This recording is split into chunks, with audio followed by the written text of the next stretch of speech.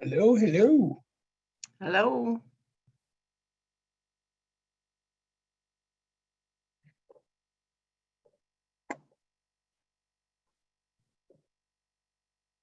Good evening, everyone. Hey, Steve. Could you see the American flag? Yes. Thank you.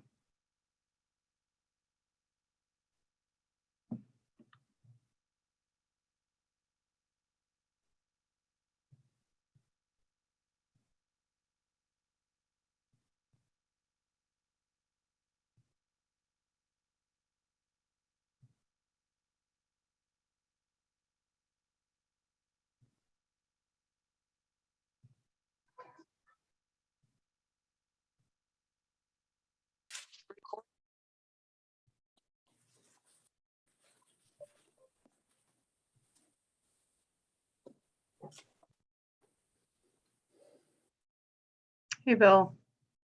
Ann, how you doing? All right. How are you? Okay, sorry I'm a few minutes late here. I went to turn on my iPad and it wanted me to do an update right now. And I know that's probably not a good idea. Always inopportune times. Yeah, it's terrible when you have to fight with electronic devices. Okay, I think I see, well, Josh is here. Steve, Bill, Jamie, Jeremy? Yills. Yes. No, I'm Oh. just don't have to record. Okay, I might have accidentally just muted you, Jamie. Sorry.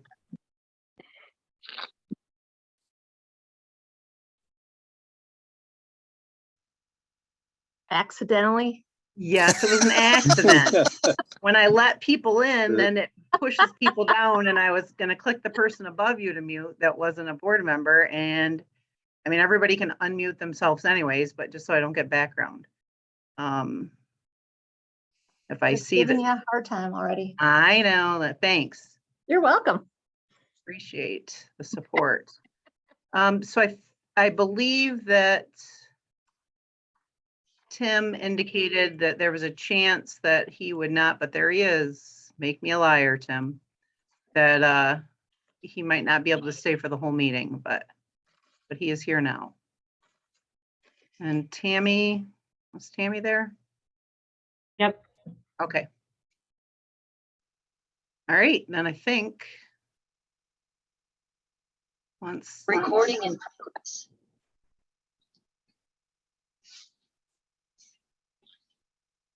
Tim, are you in yet? I am. Thank you. I am. All right.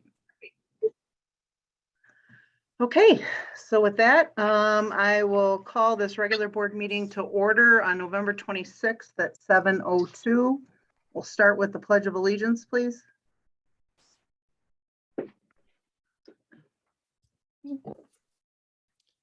I pledge allegiance Pledge to the allegiance flag to the flag of the of United the States of America, and to the of the republic for which it stands, one nation, One under God, nation, God, indivisible, visible, liberty and justice for all. for all.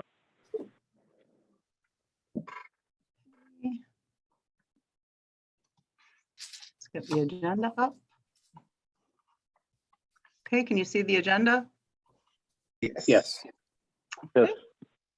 All right, do we have any, or I'm sorry, roll call, please. Mr. Cummings, Here. Ms. McGuire, Sure. Mr. Spencer, Yo. Mr. Palmer, Here. Mr. Sutton here, Mr. Wishbarth, Present. Ms. Richards. Here. Okay, the gang's all here. Do we have any agenda additions this evening? God, I hope not. Yeah. I was gonna say, everybody hush. Okay, And I just have one more of an announcement, and that is that an unplanned, unscheduled, unexpected trip to pick up a family member from an airport tonight. So I'm already heading down south, and I am just going to be able to attend the first part of this meeting. I will drop off. I will let you know when I'm dropping off, and I will return, and I will let you know when I've returned. Thank you. Okay, all right. Okay, with that then, going Real in, quick, is there on the subcommittee report, since this is already going to be a long meeting, do we need to have that or the engineering updates and all that stuff, or should we wait until the next meeting for those updates?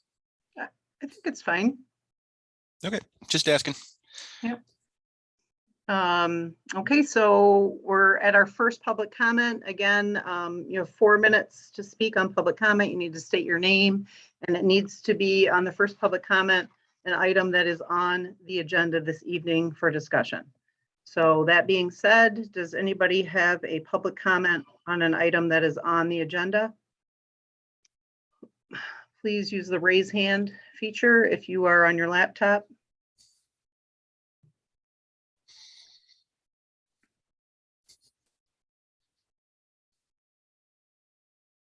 Okay, I don't see anything. I'm going to do a last call. Again, we have a full agenda, so I don't see any raised hands right now.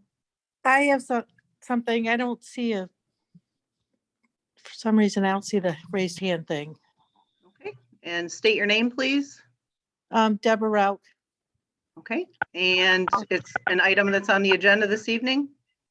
Well, I was gonna talk about this.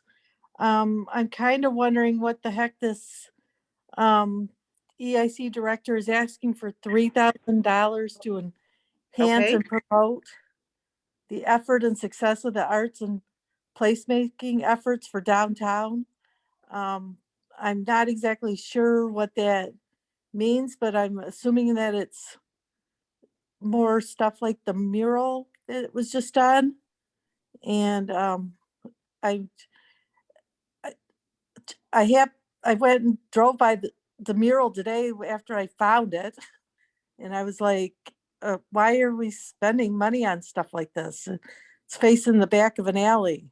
Just seems like they're asking for money to, I'm not even sure what the purpose. It's a nice mural, but why are we spending money on stuff like this? Okay. It, Is it you, again, it's for a specific question. He is going to be Okay, I making a guess present. He's going guess to be my making a que- presentation this evening, so maybe Okay, he'll be answering your question. well, I guess my question is why, $10,000 here, $3,000 there. Is this going to continue? Just putting money out for stuff like this? And like I said, it's nice stuff to look at, but what is it? I'd like him to answer, what are these really doing for the community? It's, other than for, I guess, people to search out and look at them.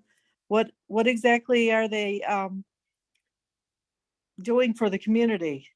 And my other comment was, I noticed that you're going to go through the employee handbook, and I'm hoping that you guys discuss social media policy. And just glancing at it, I don't know if it's been edited or changed, but it kind of looked like you're backtracking on the social media policy, like from what it was before. So I don't know if that's in response to some of the things that have been going on, but I feel like, people need to be held accountable. If you're in a public position, I understand you still have freedom of speech, but you still need to be held accountable for the things that you do on social media. I guess that's all I have to say. Okay, thank you. Anybody else on an agenda item? Otherwise, we do have a second public comment at the end of the meeting. Yes, can you hear me? Yes. Yeah, Brian Haley, Oscoda, under the Superintendent's Report number 3, websites, edits, enhancements. So I can go on that, right? So I'm reading from it. Let's see. Memorandum of Understanding, Black Swamp, so that would be Mr. Dickerson, will migrate all the historical documents from the Documents on Demand platform, used with the old website, to the new. So we understand all these things. The fee there is $3,300. Now, as I look to 9/28/20, the RFP that was put out, I believe Mr. Spencer talked about this in the past winter. But the general, now on this RFP, it's on page 167, 9/28/20, board meeting packet.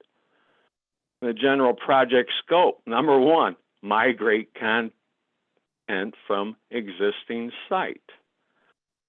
So as we read through this, we realize that in phase 7 of that contract, page 136, content development, content migration, they cut it short. So they were willing to put in the fluff in your new web page that you have now, but not the real stuff, the documents on demand.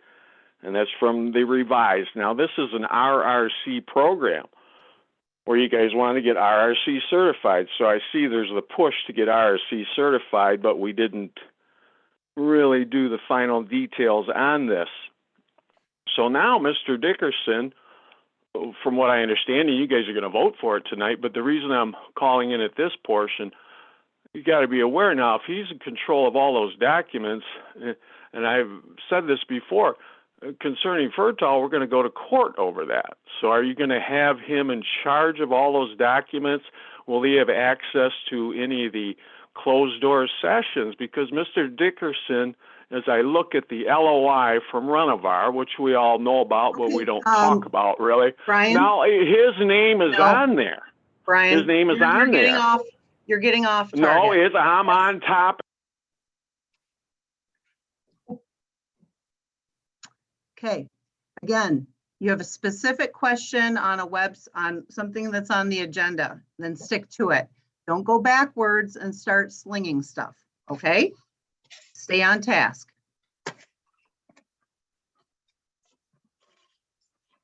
So if you have a question specifically on an agenda item, then ask that question. Or a comment. Or a comment. And again, we don't, actually, it's a public comment section. We don't necessarily answer during this, and it's not required that we do. So again, it's public comment. So I don't like to mute people, but I am not going to have the continual name calling and so on. And I guess if you have a problem with that, we can take it up at a later date. So, okay, any other public comment in regard to an agenda item? Again, last call for public comment. Hearing none, we have a second public comment at the end of the meeting. Please feel free to speak then. Next, we're moving on to consent agenda. First on the consent agenda, we have approval of the minutes. We have regular meeting minutes from November 8th. Are there any questions or concerns in regard to those meeting minutes?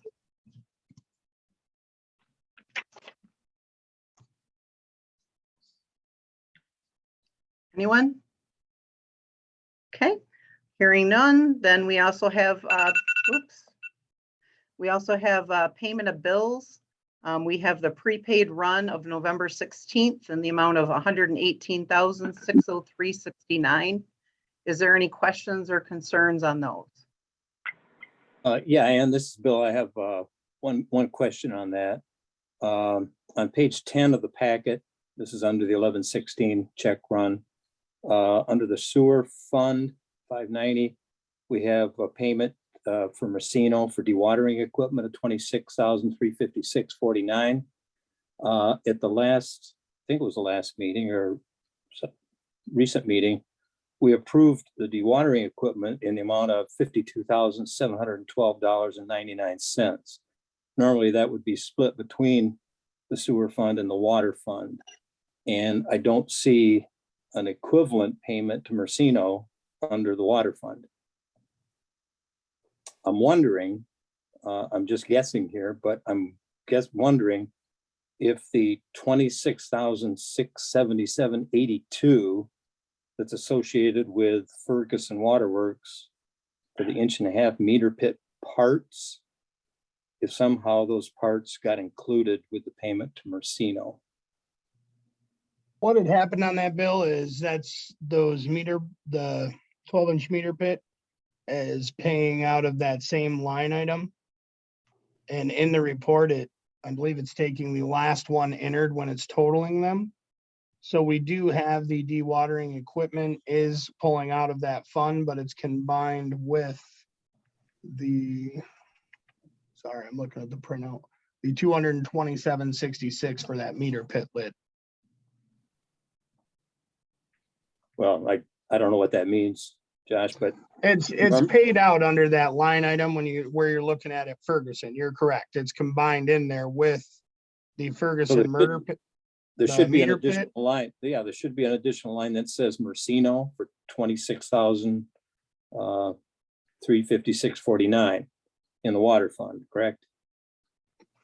Yeah, what it did though, for some reason on that is it totaled it and just gave us that one entry for that line item.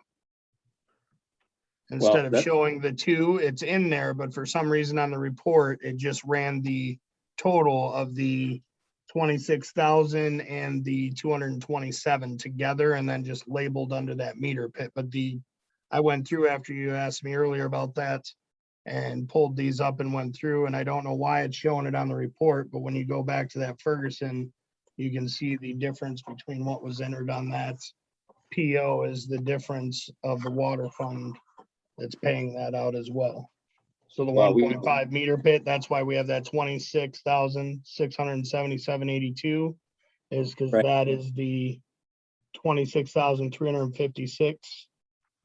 26,356.43 combined with the 227.66. Yeah, Just but totaling that we're paying that much out of that line. I don't know why it didn't kick that separate one on there, but it is in there and it will be paid. Well, that needs to be corrected because this is a problem. If you're Yeah. combining two payments into one, because Ferguson Waterworks doesn't have anything to do with Mercino. So, those need to be delineated separately and I don't know, I don't have any idea why that would happen, but if that's something that's happened, that needs to be corrected. Yeah, I'll have to ask BSNA, because what Yeah. they do on this report, it lists that multiple, so when you see a multiple, that total is multiple invoices, but like I said, it's just reporting like the last one entered. It could So be a because- toggle, there might be a toggle switch, Josh, in the accounts payable that you just have to flip on or off or something. Or it might be, I don't know if they were entered as miscellaneous entries. That might be why it's combining them as well. Oh, yes, good point. Those were miscellaneous entries. Thank you. Nick. You're welcome. I was wondering why it did it, because it normally separates them, but that Yeah. is, So that's probably why. So how do we go about getting that set so that it appears correctly on the report? I would say that you would create a vendor for each specific one. yeah. So we'll have to enter them as vendors so they don't put it all under miscellaneous. They as don't one lump total. them. Yeah, don't lump them together. But there could be a simple switch to even in the miscellaneous screen that will separate it out on your reports too. I would check that first. Yeah. But isn't Bill saying that they were supposed to be paid to two different vendors? They are gonna be paid and They it are just gonna be, lumped them okay. together in the report because they're under the In the same general report. ledger number, yeah. Gotcha. Are you comfortable with that answer then, Bill? Yeah, I understand. It's just whatever that problem that created that needs to be fixed because, if we're supposed to approve these payment of bills and you've got one vendor combined with another for a larger amount than what the one vendor is supposed to be getting, that's a problem. Oh, Right. yeah, that's going to cause confusion. Yeah, so I can see, and when I saw that originally, I thought, boy, that's a lot of money for 1.5 Just, meter pit Right. parts. Yeah. If we were buying, some meter pits, maybe that would be near that amount, but since it was close to the amount for Messino, I just had to think that somehow the two got combined and that creates a problem for all of us trying to figure out, what the heck it is we're approving here. So I can understand, what that is, and it just as long as we can get that corrected so that in the future we don't get these kinds of things, that would be great. Yeah, How do we- definitely. No, I understand that. So I'll definitely look into either separating the miscellaneous, or I'll just make sure we have those vendors for those. So it'll make sure it reports on that line by Yeah. line instead of grouping them. Yeah, it would seem like if you had the vendor in the sewer fund, then it would carry over to the water fund, but maybe not. I Yeah, don't if use we it. don't have them in the inter miscellaneous, I think that's the issue, is the computer groups all miscellaneous. So that's anytime we don't have a vendor and you manually enter it, that's what it's doing, is grouping those. And this time it was something big that we were doing and you caught it. So that way we can get it fixed. So I definitely appreciate that. Sure. Yep. So how do we approve what we've got here with that mistake on there? It's with just the that- wrong vendor. The amount is correct. Yeah, It's it's not paid, even it's the just wrong not vendor. separated. It's not even the wrong vendor. Okay. No. Yeah, It's just lumped together under the same general ledger number, and there's not enough room to show the other half of the Mercino's transaction on that line. Gotcha. And that was under the November 16th run, correct? Or was that Yep. the November 23rd? it's November 60. 16th. Okay. Were there any other questions then under the November 16th? Okay, are there any on the November 23rd? And the that's a smaller one, 2001-2539. Any questions on that? Hmm.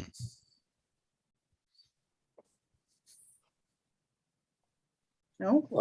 The only question I had on the November 23rd is that this primarily lists all the visa charges. Oh, I And hadn't set those out, Jamie- sorry. Jamie's been sending out the copies of the visa bills. I haven't seen that yet, but that would be helpful to try and, compare these to that, so we know what we're talking about here. Sorry, I forgot to get them from Josh to fax them over to you. I'll do it. Yeah, I was gonna say, you were running the tax bills when I was putting this through, so. Yeah, Okay. Are Okay. we, all right. So with that, is there a motion to approve the consent agenda? When we approve it, do we need to, as part of the motion, do we need to notate that line item on Fund 591 for the November 16th check run, that is correct, the correct amount, but seems to be just simply notated incorrectly as part of the motion, so that it's a matter of record? I'm just asking, I don't know. it actually shows up correct. If you look in the computer, and when we go to run the checks tomorrow, it'll be just fine. It just lumps it together, but Right, but the general error in public the that walks report. in and, right, but the general Right. public that may go look at this board packet is not going to have access to those documents or that view. And if we make it part of the motion that $26,677.82 is actually a correct amount, but it's supposed to be notated differently, I don't know. I'll leave that in Mr. Palmer's court. How about that? Well, I would say that as long as we notate the approval of the payment of bills for the November 16th run, that the payment to Mercino is a total amount of $52,712.99, we should be okay. We have to be concerned with paying the proper amount for the total bill. And generally, the way we do that for things like this is we split it between the sewer fund and the water fund. So that's what was, attempted to be done here. And normally it would show up. We'd have one in the sewer fund for Mercino and another Mercino in the water fund. So I would make a motion that we approve the consent agenda with the notation that the payment to Mercino be in the amount of $52,712.99. Support. Yeah, there's a motion by Mr. Palmer, support by Mr. Sutton, I believe. That was kind of a tie there, but, No, I think that was Tim. or was that Tim? Okay, Yeah. Probably all me. right. Okay, motion by Mr. Cummings then. All right, roll call, please. Mr. Wishtabarth, Yes. Ms. McGuire, yes, Mr. Cummings, Yes, Mr. Sutton, yes, Mr. Spencer, Yes, Mr. Palmer, Yes, Ms. Richards, Yes, motion carried. Moving on to subcommittee reports and project updates. We do have the engineering update from Rick. Good evening, everybody. I will run through this rather quickly. The water main project is starting to wrap up. We are roughly, I would say 95% complete. 24 out of the 32, I think, is the total amount of potential services that we have on this year's project have been signed up to be connected, and that's primarily what the contractor and his plumber Goyette is working on now to get those wrapped up, or is the majority of those wrapped up.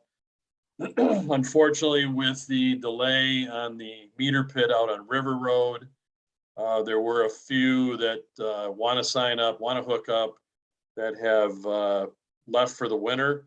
But because of the delay, the contractor will be back in the spring for final restoration and such. So we will be in contact with those residents on when they come back and finish those hookups in the spring. But we should have a vast majority of them completed this fall yet. Later on in your meeting, you have the pay request from Caterman. And basically that pay request kind of just summarizes just what I said, is that work remaining is final hookup of the meter pit out on River Road. Large component of that is the electrical hookup from consumers. And then, like I said, the rest of the individual water services, and then cleanup and restoration. So moving on to the sanitary sewer system, we did get finally an executed contract with RCL. He has forwarded that on to his subcontractors, and we should start getting a indication of what his revised schedule will be based on equipment shipment and delivery. So at next month's meeting, I should be able to have a better handle on the revised schedule. In general, it'll be wrapping up probably later next year instead of what we originally thought was going to be in the June, July timeframe.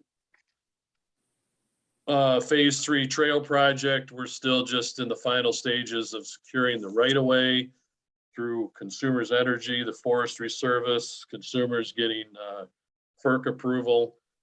So we'll be wrapping that up in a suite. We cannot advertise and bid that project until all of that right-of-way certification is complete. So we're looking at right now more likely a late winter, early spring startup on the construction, where originally we were hoping maybe getting some of it started, maybe clearing yet this fall, but still will be able to complete it in mid 2023. Wordsmith Air Force Base, the infrastructure study is basically complete. I think Mr. Kellen had reached out to some of the township officials suggesting that we provide a presentation on the report and recommendations going forward. So we're working on trying to get that scheduled. The Holiday Inn Express site plan, I completed my initial preliminary review a little over a week ago, attended the Planning Commission meeting last Thursday, and we'll be hopefully seeing the final site plan here for final engineering review here shortly. So wrap that up. And then the Bachman Drive water main construction is complete. All testing is complete. And I believe that is ready for connections to be made if they haven't been made already. That is my report. Anybody have any questions? Yeah, Rick, Thanks, this is Bill. Just a quick question on that, on the Rattler Park ADA kayak launch. Originally, we'd thought that there would be a notice of award on the grant funding in early November or late November. Is that, I guess somehow that got put off? Yeah, it's been pushed back now till spring. And unfortunately, we can't do, we had talked to Mr. Hamlin about maybe doing some preliminary work this fall, and unfortunately, even in the in-kind work, it can't be started until that grant is officially approved and accepted. So Okay, I had a communication with Mr. Hamlin, and they said as soon as we get indication that it's approved, you know, we can have the green light, but like I said, probably will now have to wait till spring season. So, okay, all right, thanks. any other questions? Okay. right, thanks, Seeing Rick. none, I'm going to sign off. You guys have a good evening. Thanks, you You too. too. Thanks, Rick. Happy Thanks, Thanksgiving. Thanksgiving, Rick. Yep, Yes, happy happy Thanksgiving. Thanksgiving. Okay, then moving on to the EIC director update. Todd? Yep. How you guys all doing tonight? Good, and you? Good. Oh, I am just peachy. Wow, Just that's fantastic, huh? I know, right? I like peaches. Spicy peaches even. That's right. Hey, so in the spirit of trying to keep this condensed and respecting your time and this what is surely to be a long meeting, I too will try to be brief. I'll give you a commercial real estate update. I talked with the Skeel Avenue developer this week, and they are still tracking forward, just doing their due diligence and just trying to button up all of the the details and the information that goes into a project of this size and nature. But all signs point to a go, and they're still very interested in moving forward. If you remember, I think they have like 6 months worth of contingency time before they need to commit to the purchase agreement. So again, all things moving full steam ahead there, which is good news. The Lake Street redevelopment site received preliminary site plan approval or contingent site plan approval at the meeting last week. And I know that the developer there is making arrangements, and we'll start doing paperwork to get that closed. All hoping that closes by the end of the month. And then the last update is for the Awning Medical Facility. And a couple of weeks ago, we had sent back some updated and marked up comments for their purchase agreement. And some hunting time apparently away from the office for their attorney, the buyer's attorney, has sort of caused somewhat of a delay, and we're still waiting for them to get back to us. So I guess I'm still anticipating that we're on track, but I'm a little frustrated that it's been a couple of weeks now since we've heard anything. So best I can say is stay tuned for that. And then an overall comment, I will tell you that developer activity, developer interest in multifamily, some possible commercial stuff remains high. So Oscoda is still very much on people's radar screen to come in and make some level of investment with us for us. So let's talk about the social district. I really can't say it's an application, but I filed the appropriate materials to Lara last week. I did get feedback. There is just a couple little things I have to do with the map to make that comply to their standards. And I have to include the license holder's name in the operations and maintenance manual, where we call out what entities are eligible to participate, not just their quote unquote doing business as. So what that means is, basically Tate's Bill of Fare is the restaurant, that's their doing business as that entity, but the license is actually in a different legal name. So I just had to clear that up for them. I don't know what their official timeline for getting the letter back to us saying, hey, congratulations, here's our rubber stamp. But I see no barriers in our way to being successful, and I would think that it's going to be way sooner than later. Let's see here. RRC. So I've sent the executed contract to All Paid. and waiting to hear back from their technical support specialist that basically will get us up and running and live. I was told that this is probably a 2 to 3 week process, maybe closer to 2. So I anticipate that to be up and live soon. And going back and forth with Pablo on a couple of other issues, we're adding in a couple of revolving loan fund programs that are hosted. One is hosted through MCOG, which is the Eastern Michigan Council of Governments. And then 2 of these loan funds are hosted through Iosco County. So we don't necessarily have a dog in that fight. We don't have to do anything. We're not beholden to any of these funds or on the hook for any guarantors. But it is basically perceived as a local incentive. So Pablo wanted me to include those. So between those 2 items, when we start talking about this migration of documents on demand and a couple of the other little, what I'm calling up cleaning these things up, is really more to do with items that I'm going back and forth with Pablo on, and just some minor tweaking that needs to be made. I will point out, I hate it when, when the public is out making public comment and they have it wrong. But in this case, I will point out that Mr. Haley's comment about the documents on demand migration being part of RRC is absolutely 100% incorrect. It has nothing to do with it. So I want to state that for the public record.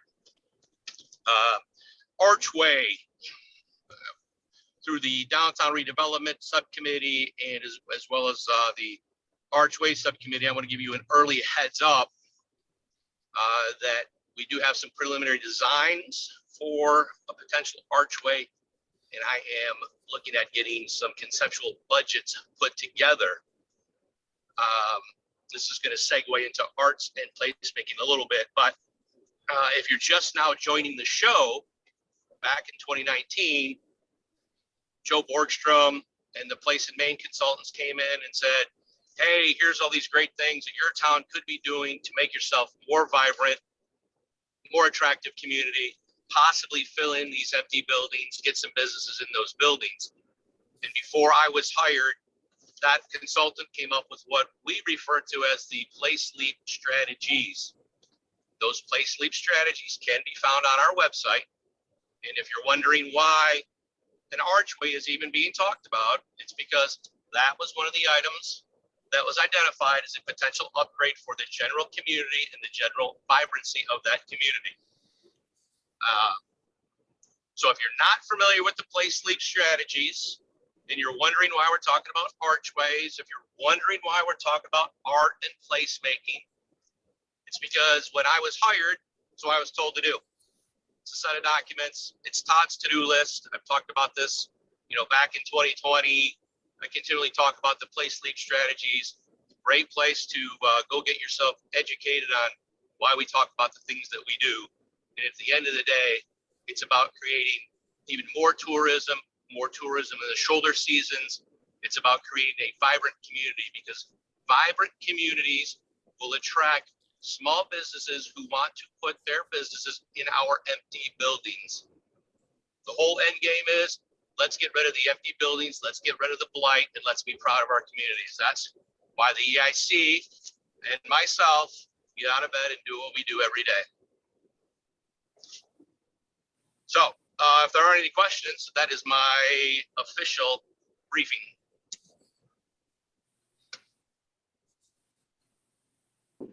Does anybody have any questions for Todd now? There's a couple things on the agenda. Can you please wait around for those, Todd? Absolutely. Thanks. Sorry, I got up for a minute because there's an echo for some reason. And usually it's only when there's a door open, but that's why I just got up. I don't know what's going on.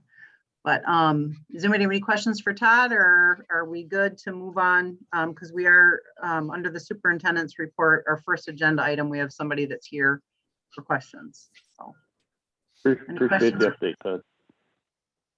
Yep, okay, thanks, Todd, and we'll probably be coming back to you under Tammy's report number 2 and 3.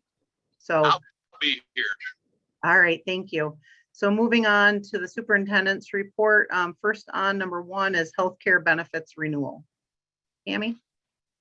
Hey, your packet contains the healthcare proposal from Mesa. A committee was created to review our current provider renewal and compare to Mesa proposal based on coverage and cost.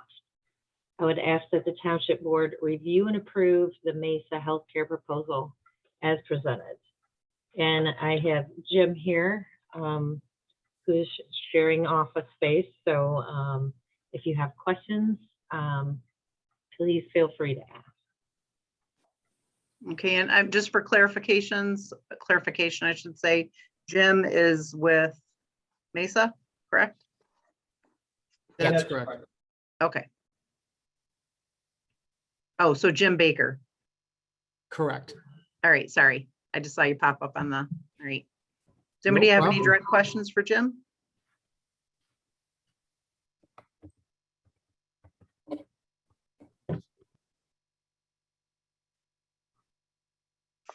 No?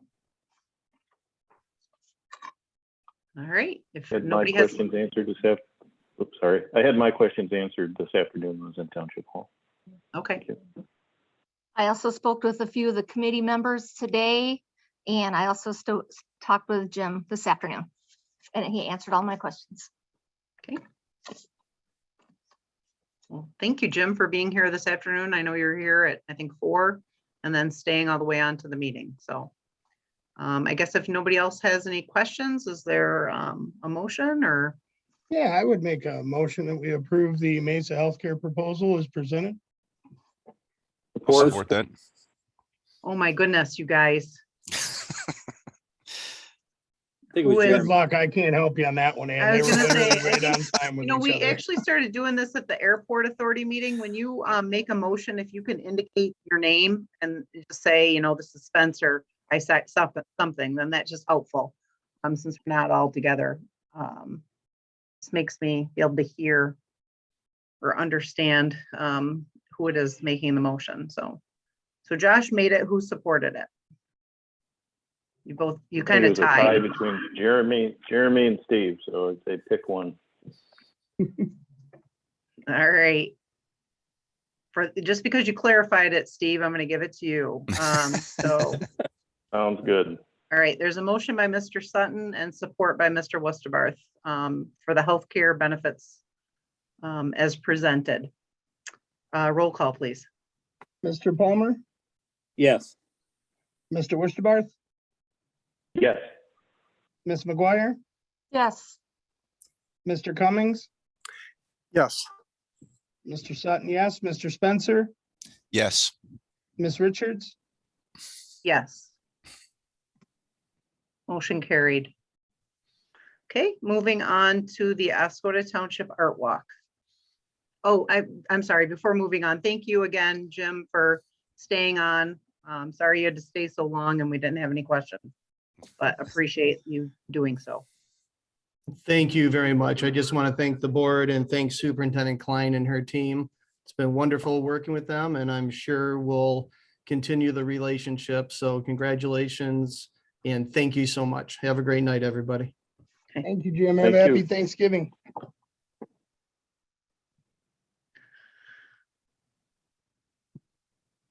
Okay, so moving on to Oscoda Township Art Walk. Tammy? All right, your packet contains a request for monies to be used to enhance and promote the effort and success of the arts and placemaking efforts for downtown. Leveraging the recent accomplishments in the future social district, the EIC director requests $2,950 to be used from Fund 101-250-801-000 for development of a downtown art landing page on the EIC website, mirroring what is being done for the social district, to further market Oscoda's downtown for tourism and a renewed interest in arts and placemaking. The total cost is comprised of a landing page and content, the art walk map, logo, and QR code. Hiring a consultant to provide this service requires township board approval. I would ask that you please consider approving $2,950 for EIC website enhancements to promote the arts and placemaking strategies. Sell us, Todd. Well, do you like your empty buildings? Do you want more tourism? Do you want more people excited about coming to Oscoda? Then the arts and placemaking landing page is for you. Your $2,950 donation to this cause gets you a beautiful landing page that will mirror the social district page, which I know the board supports 7-0 for the same reasons, bringing tourism, energy, and a vibrant community to our downtown. It'll look the exact same. Our branding will be consistent, and in a year or two, we'll have no empty buildings left in Oscoda, and we'll have to start building new ones to accommodate all the growth and excitement. How's that? Very good. Exquisite even. Thank you. So Can we hold you that? yeah, Sorry, can we hold you that for 2 years to have all those filled? Absolutely. Okay. So the ones that aren't filled, we can just sign the lease for you for Black Swamp then? Is that? Sure, absolutely. does anybody have any questions? Todd, did you Jamie, already I heard- have, did you have a, somebody already lined up to do this website enhancement? Or did Well, you? you guys approved the work by Digital 55 to do the social district, and I'm just gonna have them, basically do the same and keep it consistent.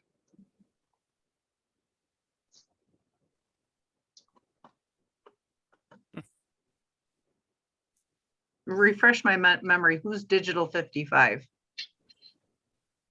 They are a website consulting company out of Maumee, Ohio that, yes, I do have a relationship with, and I think having relationships with your vendors are key to saving money in the long haul and to having work done well up front. You guys we're going to talk a little bit about this revise thing here in a second. And while revise may have looked like they were the lowest cost provider on the front end, surprise, we're finding out, well, maybe up front the lowest cost isn't always the best. So personally, I like to work with people that I've worked with in the past to ensure a successful project. Okay, so the approval of the 2950 is actually going to, because there's nothing besides the narrative in Tammy's report. There's nothing in here as to where that 2950 is going to. Is it going to? Yes. It's broke out by the landing page, the QR code, some, logo work, and the mock-up map that then we would have as a final map. So when you come into town, you can hit your QR code on, maybe you found it on the website, maybe it's at the chamber office, so you can understand where all of the art placements are at in our town. So it's broke out in those little buckets. And again, it mirrors what they're doing for us for the social district landing page. Right, okay, but I guess my question is that's being paid to that 55, not to you. Digital, correct. Yeah, Okay, that goes all right. right to Digital 55.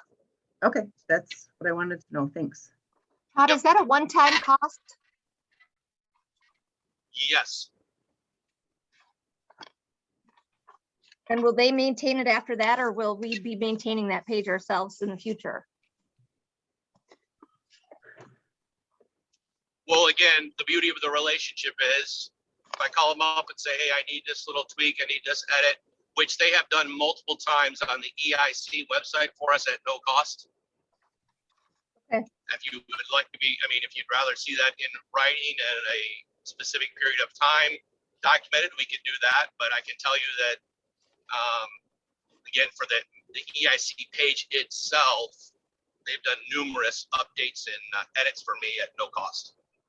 I think her question was more like if we add some art in the future and we need that art added to this page so that it reflects where it's at and all those fun things, is that addition going to be included in their package here, or is that something that you need to put on there yourself, or that the township will maintain?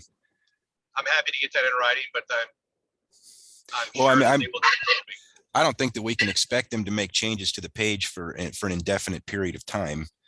Yeah, but if You it's know, like, hey, can you trade out this picture for me? Will you do a, I mean, they, like I said, history would say that they're willing to do that free of charge. Now, again, if you guys feel better about having it documented, happy to do it.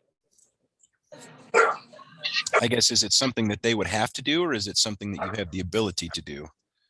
If it's just a simple, Well, some picture swap outs, is that something that, no, I'm sure. I mean, so while Alyssa was the CDAM fellow, they gave her some training on other ways that she can edit the website. So they were happy to train her, and she did some things as well. So as long as we have personnel that we can dedicate changes to, we won't have a problem. Okay. Our problem right now in the last, month or so, 6 weeks, has been we've been a bit short-staffed, as you well know. Oh, yes.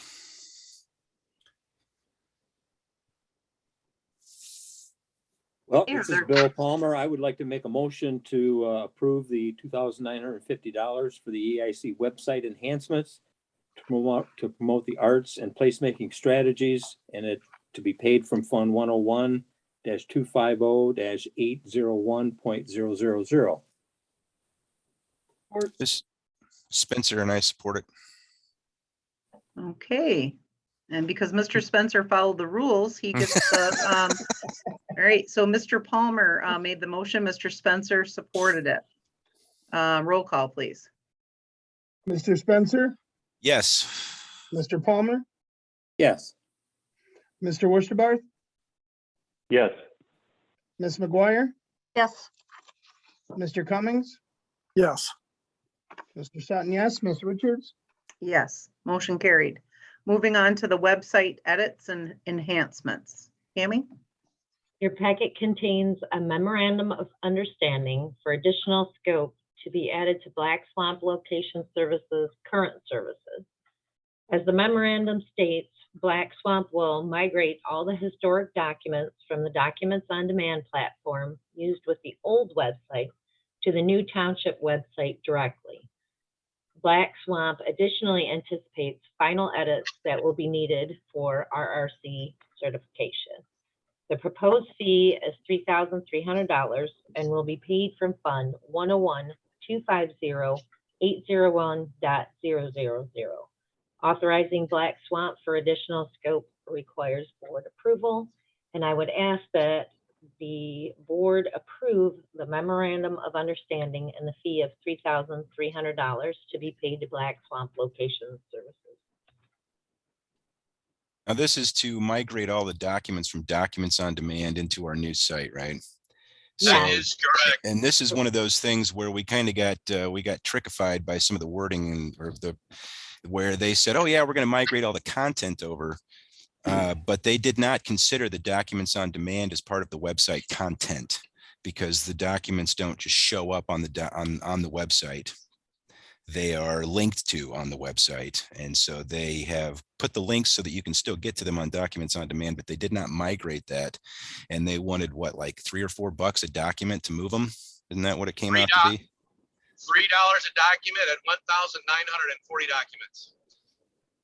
So it's actually by paying for this memorandum of understanding of $3,300, we're actually saving some money, and we're still getting what we needed in the first place that we thought we were getting, but then they didn't actually do that. Right. Is that kind of what I'm Well, understanding here? It is, but at the same time, content refers to paragraphs. I really don't think they ever intended to include the documents, but I agree. that's just, that's not about trickified. It was just, that really wasn't the scope. And for whatever reason, they didn't include it. They didn't acknowledge it. By not acknowledging it, they confused us, and they confused the quote, that they presented to us. So Yep. it makes you wonder whether or not they even bothered to look at the website we had at the time. It's a good Anyway. question, but yeah. What, So there, why- that's, Oh, go go ahead. ahead. What's the reason why we want to move from Documents on Demand? Well, the documents on demand service is extremely cumbersome. I mean, you have to, you know, if, for example, if you generate a document on your computer and you want to save that document, you just name it and save it. When you want to put that document into documents on demand, you have to prepend special codes and you have to know what those codes are. It doesn't tell you what they are. You have to either go research them or know them in order to get that document to show up where it's supposed to be. And it should, I mean, this is the 21st century. It's drag and drop time. If you want a document on the treasurer's page, you grab the document, you drag it over to the correct folder and you drop it, and then you link to it. And if you want to do that on documents on demand, you have to generate a link, put the document into documents on demand correctly with all the prepended file codes in order for it to show up and be accessible. And that's just a very cumbersome process that I think is antiquated. Is it antiquated or is it a security thing? I can't imagine any security benefits of adding a bunch of you know, file codes to the beginning of it, because we're not restricting access to the document. We're just Okay. trying to put it up for view. Okay. If it was a security feature and there were documents that are not available to the public, but available to board members or something along those lines, then I could see how maybe that would be a benefit. But then again, that wouldn't have anything to do with the file prepend codes. It would have everything to do with the permissions set on the file when you uploaded it, or whichever folder you put it in that has those permissions. So since we're not really looking at any permissions issues or any security issues, we just want the document to be available and to be linkable. In my opinion, I think that it would be better for us to have a document set up where you as the treasurer can easily upload a document and link to it on the treasurer's page without going through the rigmarole of, oh, what's that doggone code to get it in the right folder so that we can get the document up there. Do you remember? No, I don't. Oh, well, no. Let me go look it up. You know, it's just, I can't believe you have to do that. That's, I mean, that's what we used to have to do, you know, in the early 80s on the computers when you had to just, it's too long. That's ridiculous. And I haven't had any justification from them as far as why that's the way it is. So rather than dink around with it and pay for an additional service, we're already paying for all the hosting packages and everything for the website, which would accommodate all of these documents at no additional charge. Why not utilize that and remove the documents on demand as a service that we're paying for that is cumbersome? Thank you, Jeremy. You're welcome. That's the way I saw it anyway. Okay. I have a question, because Todd, you responded to Mr. Haley's question about the documents on demand not being part of our RC certification. But in Miss Klein's narrative, there's a sentence in here. It says Black Swamp additionally anticipates final edits that will be needed for RRC certification. So I'm assuming that that's distinct and separate from documents on demand. That's just final tweaks to the website for RRC, other than That is- documents on demand. Yes, that is correct. Her narrative does talk about us needing to make some tweaks once the all paid system gets connected to our website. I've got to write some verbiage and some fluff that says, hey, for your convenience, go to click here, and once you get there, just kind of have, you know, some verbiage that helps them, introduces the concept, helps them walk through it, and then obviously that's got to get posted to our website. And then the other part of that will be adding those local incentives that I talked about previously. I've got to get those added to the website, and I've got to write a paragraph that talks about why they're there and, you know, what to do to, you know, call Todd if you have questions or whatever. So those are connected to, and those are, you know, not really labor intensive, but it helps, you know, it certainly gets us to the finish time. If you guys don't want to do the documents on demand, or you want to go another route, that's fine. I still have to get somebody to figure out how we're going to make a few of these last and final changes to our website for RRC. So I thought, why not just roll it into one? But the documents on demand component of this in the narrative has zero to do with RRC. Thank you. Are you, Todd, doing the documents on demand going to be putting them on the website, or you're using that digital 55 to do that? Neither. I'm not Neither. qualified to do website updates. Otherwise, I volunteer to do it, but it's not my bailiwick. I've talked to Ms. Stewart, who is our CDAM fellow, and did I think a very good job of making website edits. She's already trained in the revised language and scheme of things, and I've talked to her, and if we can get approved for this, she said that she's committed to doing this leg of the project for us. Well, I know Allpaid in their demonstration that they already had verbiage for you to be able to use for your website, and signage that we can use at our counter here. So that probably would be an easy fix. If we Yeah, like I said, it's not a heavy lift. I'm not a website programmer, so I couldn't tell you the first how to of adding these paragraphs to our website.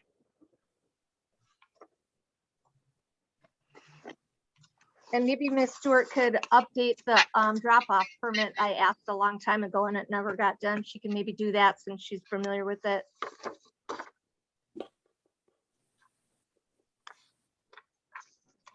Well, I guess right now then, so basically nobody is really, that's on staff is trained to update the website, correct? That's me. It's Tammy. Yeah, okay. And I have like, a couple other things. No, and I understand that. I by no means am thinking that. So is the thought process then, once Melinda gets on board, that she will be trained to do, I mean, I guess do we have a direction on that? Yeah. This is going to segue into, I mean, obviously there's going to be stuff that's going to have to happen. So. Yeah. Well, the thought is to get her in place and doing the beginning things, because the website, they do have revised has classes that they can teach. But I Okay, would like to get her acclimated in here first and then work towards that. So yes, she will. right. Okay. Okay, any further questions or is there a motion? I would move to approve the $3,300 paid from the account that Tammy mentioned to Black Swamp to provide the website editing services to migrate all the historical documents on demand files from the old website structure to the new. Okay, is there support? Mr. Barth? Is this a one-time charge? Yes.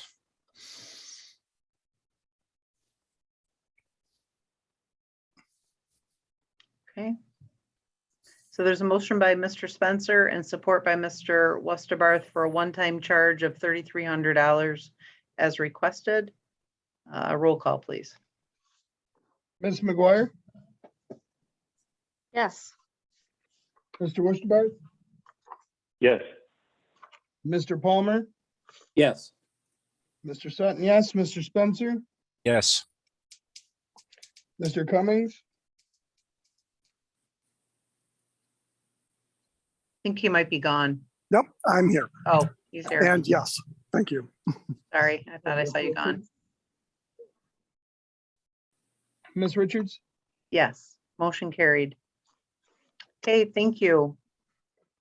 Is there, I think that's it for you, isn't there, Todd? On the agenda? Yes, I believe so. Sorry, I was muted. I couldn't get back to my Oh. phone quick enough. That's okay. All right, Yes. well, I obviously- believe this ends my show. all right, well, feel free to stay or not. It's up to you. But thank you for being on the call. Yep, thanks a lot, everybody. Have a great Thanksgiving. Have a great Happy Thanksgiving, Todd. Thanksgiving. Happy Thanksgiving. Yeah, have a good holiday, Todd. You too, All right. thanks. All right, then moving on, number 4 on the agenda is the POLC contract placeholder. Tammy?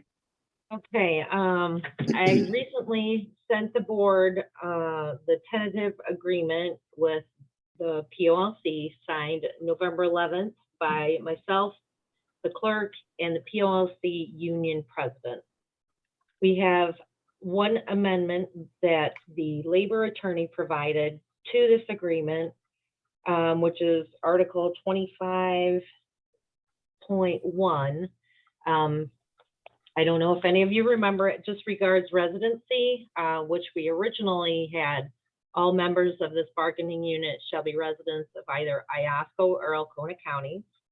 And we were asked that we change that to all members of this bargaining unit shall reside within 20 miles of an Oscoda Township boundary line or within Iosco or Alcona County. So other than that amendment to this agreement, I would ask that the Township Board approve the tentative agreement with the POLC with the amendment to Article 25.1. So moved. Tammy, I'm looking at the, okay, I have Sorry. a question. I've got the agreement, so appreciate that, but did the amendment come out in a later email that I missed? I just got that back from the labor attorney. Okay, He was so sending the it. only change then is just the residency. It's because right now it's listed as either Correct. Iosco or Alcona County. Correct. Okay, thank you. You're welcome. I have a couple questions. In the past, the police, in their wage scale, has usually followed, in negotiation, followed along with what the regular employees get. And I noticed that for 2023, that it's supposed to be 4%. So I'm wondering if that's the plan for the regular employees also in the future? No, that was not the plan. And- Pardon me? Oh, and I was wondering why not, if that's the case. We are trying to get our police officers up to our comparable areas. It's been a long haul, and we believe with this agreement and at 4%, we can finally be competitive and take care of our police officers the way they need to be. So I was just looking to see what the cost of living increase was for this, for 2022, and I believe it's 5.9. And what was the raise that we're going to be giving our employees for next year? Is it just 2%? Right. The COLA, regular COLA. Well, regular COLA is 5.9 is what it is for federal for 2022. So that doesn't compare to what it is. So is there a way that we can raise that, at least go halfway or something to make it that it's a little bit better? If we're not, I don't know why we wouldn't treat our employees the same way we're going to treat the police officers. I was under the impression that the police officers hadn't gotten the correct raises to be in line with the rest of the employee structure. That's not accurate. Okay.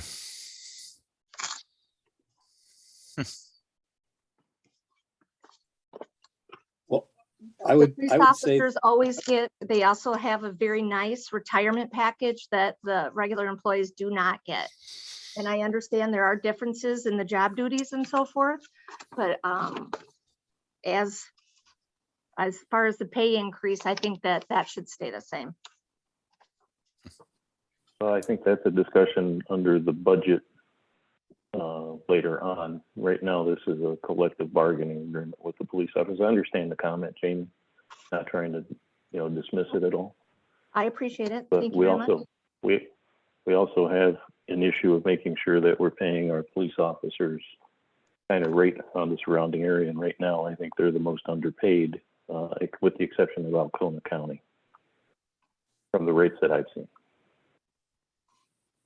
So just for clarification, the January 1st, 2022, just the starting 24, that includes, that has the 10% raise that we just did, right? Yes. Okay, so then the next raise, besides the standard, the cost of living raise, that's what, so they will also get, even though there's not a 4%, because the 4% doesn't come into play until January 1st, 2023. But the January 1st, 2022, you'll get a cost of living increase. And that's where you're saying, Jamie, that it's not, it's normally 2%, but it's actually more than that. I'm just saying That that I was looking at the 2023 for the 4%. And I Uh-huh. just wanted to make sure that whatever the cost of living increase that the police are getting, that the other employees should get that across the board too. Cost Gotcha, of living okay. or just a raise to be actual.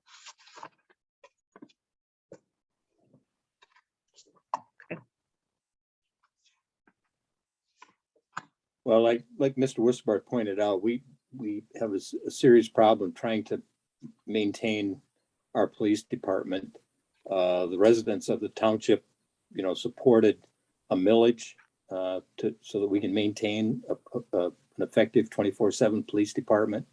And a lot of, there's a high demand for police officers throughout the state and around the country.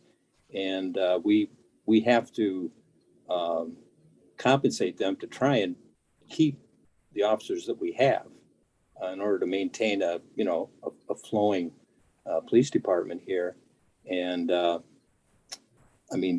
we have to take into account that we did give an across the board for all employees a 10% increase this past year. So if that hadn't happened, then I would say, yeah, maybe we should be looking at a higher adjustment for all the employees. But I think this agreement with our police officers is fair, and in order to maintain the police department that the residents have expressed they want to have, we need to compensate them to be able to hang on to them. Otherwise, they can move on to other areas and make more money. So I would like to make a motion to approve POLC contract as presented as it relates to the Oscoda Township Police Department.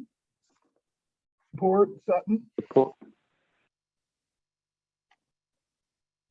Okay, and just for, there was a motion by Mr. Palmer, support by Mr. Sutton. That does include that amendment that Tammy indicated.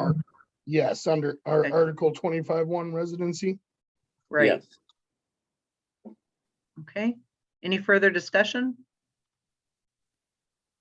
Okay, hearing none, roll call, please. Mr. Palmer, Yes.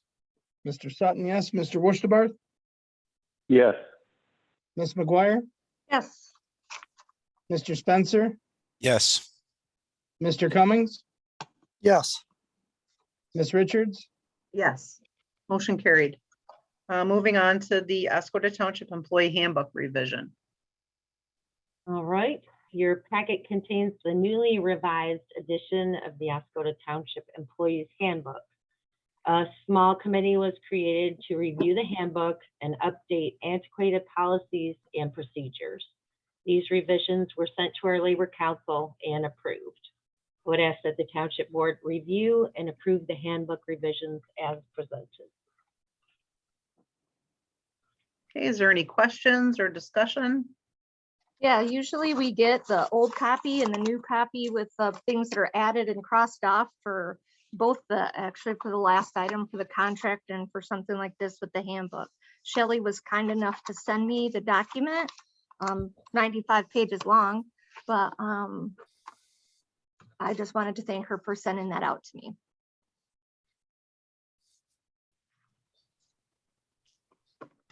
Is the new handbook in line with all of the police union requirements? Yes. Yeah, and we also had some changes from the attorney as far as updating the FMLA. A lot of the policies and legal verbiage in there that just hadn't been updated in a long time. Do we know when the last time this handbook was updated is? I believe there were some sections that were updated in 16. But nothing that was very recent at all. So it's been at least quite a few years. I guess, is it going to cause any issue if we postpone this to the next meeting just to give us more time to go through it in detail? I guess no. If we, or when we approve it, when does this take effect? Is this a first of the year thing or an immediate thing? It would have been December 1st. I was gonna say, I think the handbook, I think there was something on there that said December 1st. Yeah. On the back, employee acknowledgement. Yeah. Mhm. I was just hoping lessening the size of our last two meetings for the year. Right. And I would say I've read through this. I think it was well done. It's well put together. It touches on virtually every aspect of the township operation. I would like to see us pass this tonight and get this, put in place. So with that, I will make a motion to approve the revised employee handbook as presented. Support by Tim. Believe that was motion by Mr. Palmer, support by Mr. Cummings. Yes, ma'am. Okay. All right, any further discussion? So if there's clarification needed in the new handbook, then we are to reach out to the superintendent, correct? Yes. Anybody hear me? No, It was very sorry. quiet. Oh, sorry. Yes, sure. Okay. Definitely. And is this document able to be edited? So, or is this kind of like our board protocol where we can only do it so many times in a given time frame? Or if we go ahead and approve it today and then we find an oh my gosh, we can change it at the next meeting? Yeah, we could change that at the next meeting. We had planned for amendments if needed, but that's why I had the labor attorney review it to make sure, we were covered at least as far as all the legal aspect of it goes. So, just so you know. Rock on. Okay, so then I think we're ready for a roll call. Yes. Mr. Cummings, Yes. Mr. Palmer, Yes. Mr. Sutton, yes, Mr. Wushenbacher, Yes. Ms. McGuire, Yes. Mr. Spencer, Yes. Ms. Richards, Yes, motion carried. Moving on to the Cvtrs compliance submission. Tammy? All right, the Cvtrs requires submittal of documentation to the state no later than December 1st, 2021, in order to receive the entire payment available for 2022. The board members may recall that the township has enrolled with Munetrix Financial Management and Reporting Service over the past few years. The service includes a module intended to offer assistance in preparing Cvtrs documents attached in your packet for review. The documentation includes an updated citizens guide, performance data, dashboard, debt service report, and projected budget report.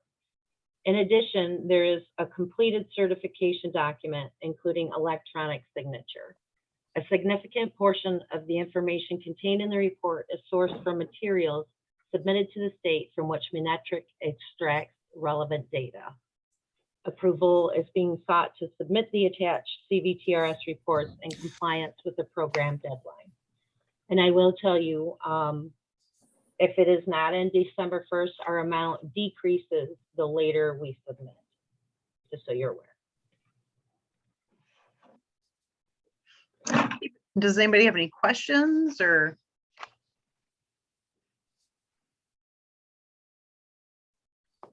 This is a standard thing. We have to do this every year, as I recall. That's I'm correct in that, aren't I, Tammy? Yes, actually, my predecessor, Mary, would tell you that this used to be the most excruciating report she ever had to do. Actually, when I took over with her, one of the first things she said is, "You're not going to like this." So, but since we found Munetrix, it's not as hard at all. I supply them information, they put it all together, and then I run the report, which is what you have in your packet, and we submit every year.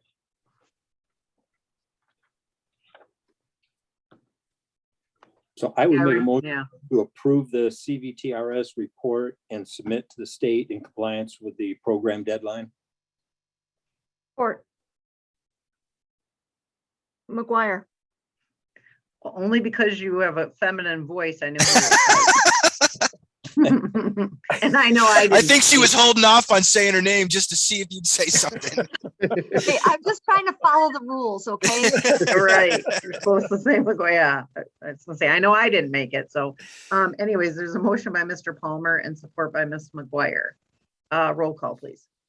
Mr. Spencer, Yes. Mr. Cummings, Yes. Mr. Palmer, Yes. Mr. Sutton, yes, Mr. Wusterbarth, Yes. Ms. McGuire, Yes.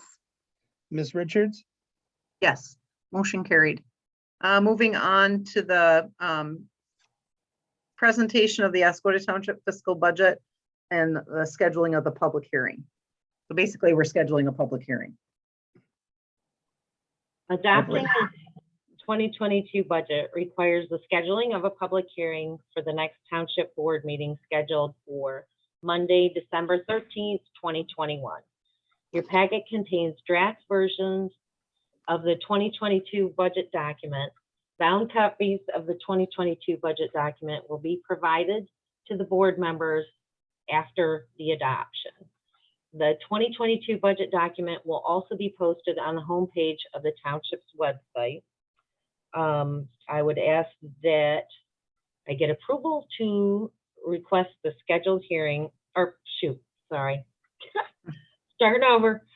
I would ask that I get approval to schedule a public hearing for the township's fiscal year 2022 proposed budget document on December 13th, 2021 at 7 p.m.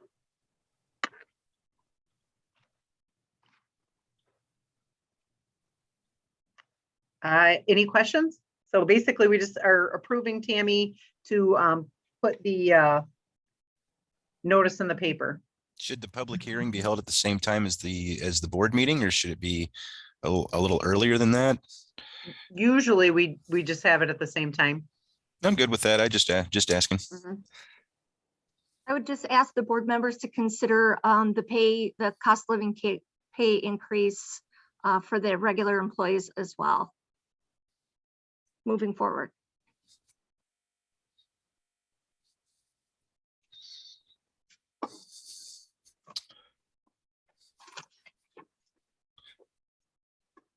Okay. Oh, this is Spencer, and I move to schedule the public hearing on the proposed 2022 budget on Monday, December 13th, 2021 at 7 p.m. Support McGuire. Okay, thank you. We have a motion by Mr. Spencer and support by Ms. McGuire to schedule the public hearing. Roll call, please. Mr. Cummings, Yes. Ms. McGuire, Yes. Mr. Spencer, Yes. Mr. Palmer, Yes. Mr. Sutton, yes, Mr. Wusterbarth, Yes. Ms. Richards, Yes, motion carried. All right, moving on to number 8, audit RFP responses. Okay, at the October 11, 2021 meeting, the board authorized the superintendent to go out for audit service proposals. The clerk's office received 2 proposals, but one company that submitted did not follow instructions and did not provide cost for services until Friday, November 19th, 2021.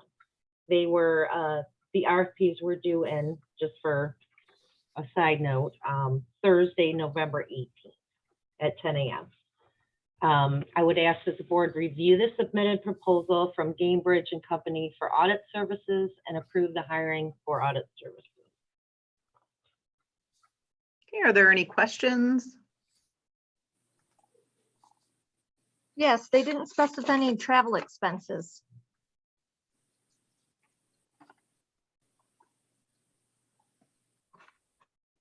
Oh, good. That means we don't have to pay him any, right? That's a good one. Very nice. It was wishful thinking, right? Tammy, is there somebody on the line or can we ask them questions at this point? No, I don't. I don't have anybody on the line. We could put this one off until the 19th if you'd like. There's only a couple. Well, their quote is not to exceed for the next 3 years. They've got figures in here through 2023. Well, Not to exceed. As The- well as reading some of the, not to over talk here, some of the people involved. One of them is Neil Hammerbacher, who actually has held treasurer and finance director positions in township and township government for over 15 years.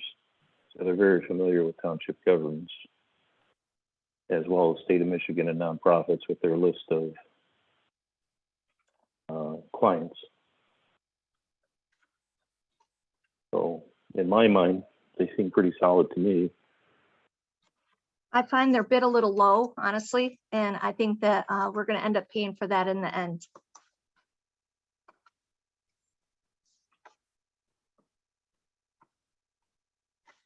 I think it's a very well put together bid. So I'd like to make a motion that we hire Gamebridge and Company for the next 3 years as the township auditors, for amounts not to exceed in their quote ending 2020, December 31st, 2021 at $18,815. December 31st, 2022, $19,400. December 31st, 2023 of $20,000. Again, these are not to exceed numbers for audit services. I would like to see us go with this company for 1 year only, and then review the process after that, and then revisit and extend. Is that something that the other board members would be admittable to? No, I would, this is Bill, I would support Steve's motion. I think this is a very good company. There's a lot of positive things in here that they are proposing would do for free. I was pretty impressed with the interest they take in their clients in helping with different things in here. And so it's actually saving us a substantial amount of money over what we've been paying for audit services, primarily because they did give us a 20% discount in what they normally would charge. So I would support Mr. Wisterbar's motion to go with this company for the next 3 years at the prices stated, not to exceed. My only other concern with the bid packet that they proposed was that they talked about our schedules and things like that, that they would look at our schedules and work with our schedules and things. We don't do the schedules. All the auditors have always done all of our financial schedules. So I don't know if that right off the bat is an indicator that they don't understand the detail of the work that they'll be getting into. But I just want to make that known. I just want a true audit done.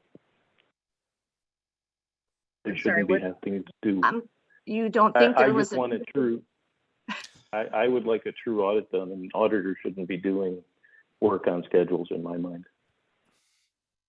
They should be looking at the books as a fixed point in time and telling us where there's issues and where there's not. So who's going to do our schedules? The CPA? I guess that would be between you and the clerk's office and the treasurer's office to work out.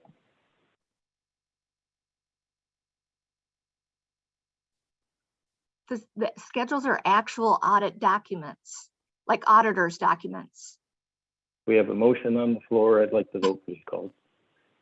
There's a motion by Mr. Westerbarth and support by Mr. Palmer. Roll call, please. Mr. Spencer, Yes. Mr. Cummings, Yes. Ms. McGuire, No, Mr. Wisterbarth, Yes. Mr. Palmer, Yes, Mr. Sutton, yes, Ms. Richards, No, motion carried. Okay, moving on to the Escoda Phase 4 Water Project Pay Requests, number 4.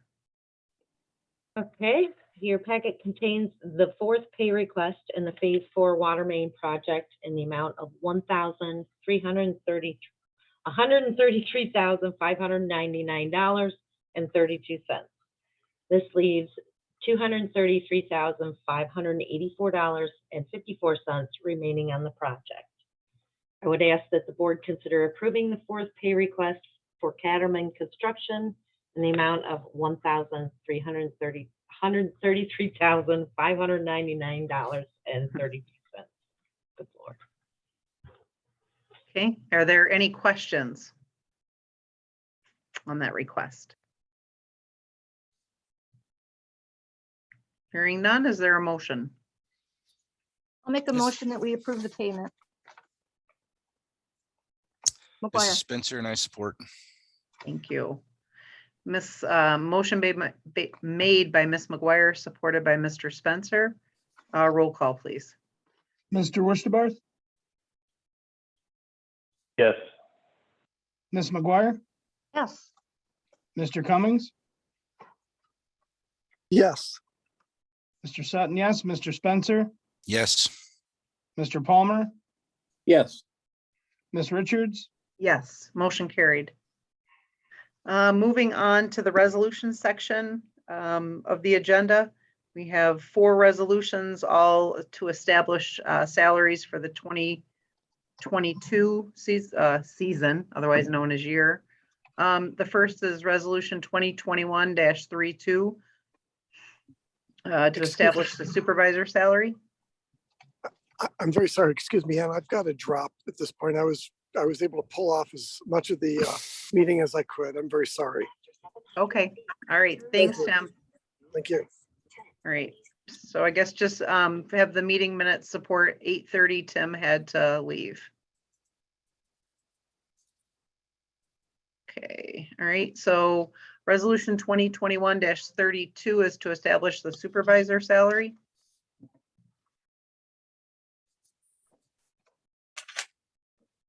Yeah, this is Bill. I would make a motion to approve resolution 2021-32 to establish the township supervisor salary at $16,276.57 effective January 1, 2022.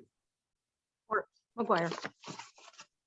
Okay, there's a motion by Mr. Palmer and support by Ms. McGuire. Roll call, please. Mr. Palmer, Yes. Mr. Worcester, Yes. Ms. McGuire, Yes. Mr. Cummings, Is gone. yep, my bad. That's Mr. okay. Sutton, yes, Mr. Spencer, Yes. Ms. Richards, Yes, motion carried. Moving on to Resolution 2021-33, the establishment of the clerk salary for the 2022 year.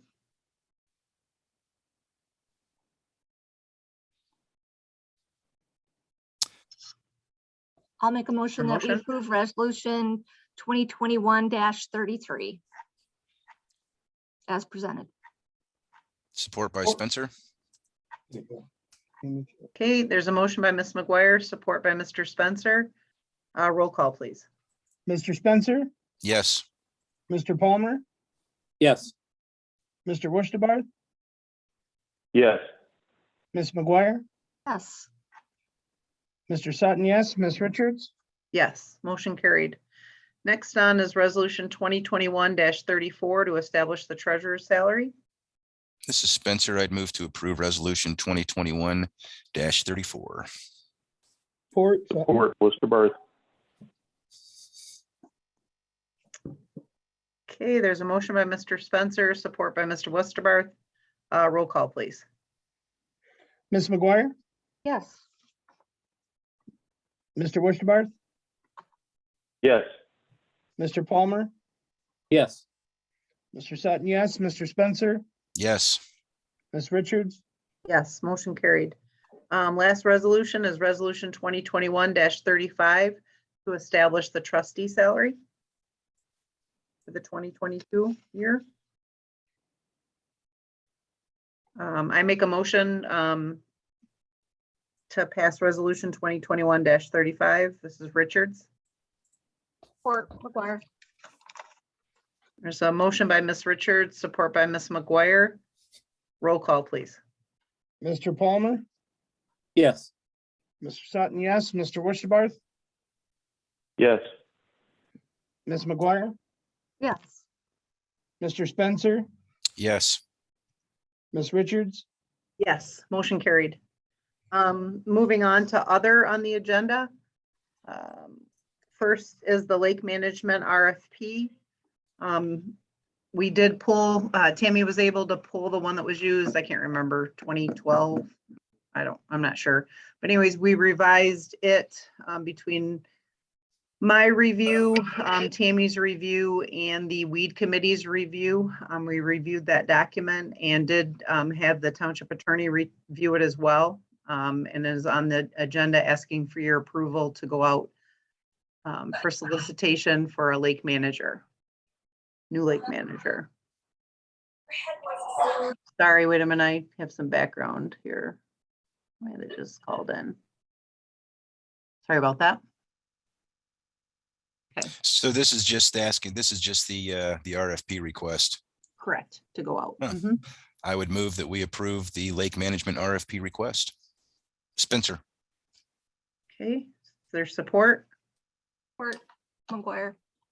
All right, there's a motion by Mr. Spencer, support by Ms. McGuire to go out to bid for the new lake manager. Roll call, please. Mr. Palmer, Yes. Mr. Sutton, yes, Mr. Wishbarth, Yes. Ms. McGuire, Yes. Mr. Spencer, Yes. Ms. Richards, Yes, motion carried. Okay, next, under other, we have the Lake State Railway Letter of Support. Tammy?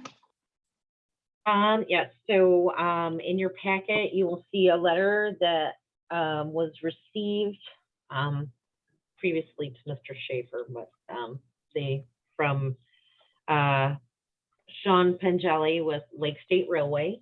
And in the past, we had provided them with letters of support for a previous grant funding, and they're currently asking, hoping for more funding and asking for an additional letter of support from the township. And I would ask that we provide a letter of support, which is also in the packet right after the letter from Lake State Railway, and support their grant funding program. I just had one question about this. In the submission instructions, it said that to have this submitted by November 17th. Is that a problem for us, or can we extend that deadline? I know the letter we received from them was dated November 10th, which would have only given us 7 days. But that is in the instruction. So are we good to send this in after the 17th? Yes, well, actually, Todd reached out to Sean, and they said, we explained that we only had, we had to wait for board approval, which wasn't until the 22nd. And I believe he gave us till the 29th at the latest. So we're still in safe guidelines to get this turned in. All right, very good. Thank you. And this is any Bill. other questions?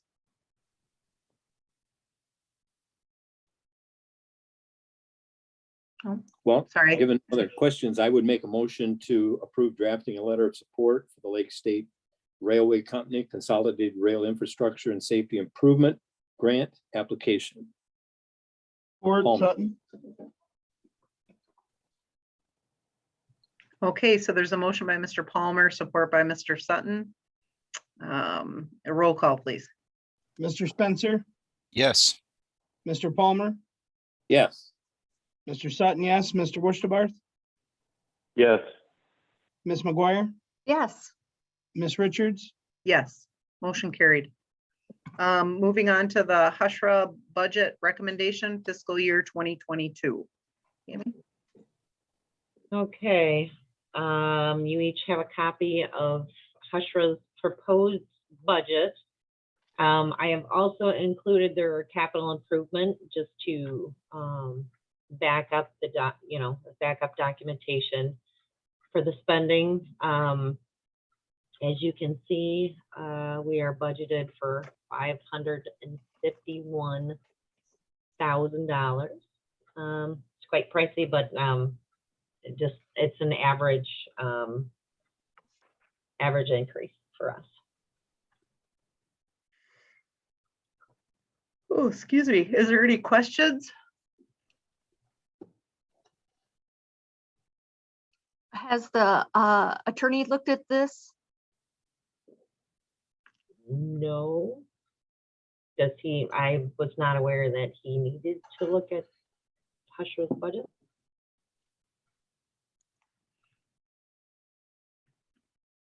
Does it seem consistent with last year's? Yes. Okay. Did they end up getting this looks like that 20-year spreadsheet they were looking at. Did they end up getting the rest of that information filled out? That the contract? Yes. Is You that, want so me to send it to you? that's all correctly reflected on the document that's on here? Yes. Excellent. Are they budgeting an increase to us, Tammy, this year? As far as like Water? money wise, Water wise? water increase, yes.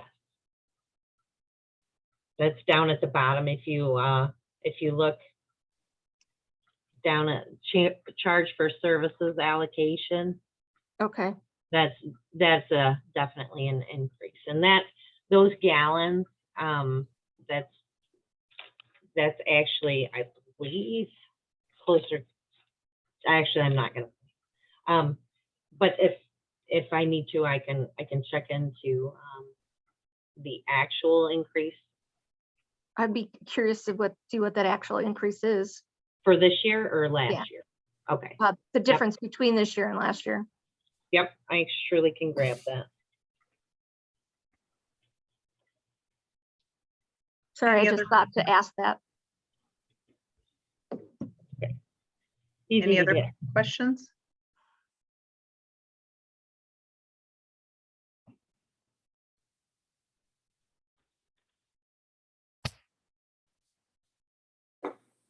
So you're looking for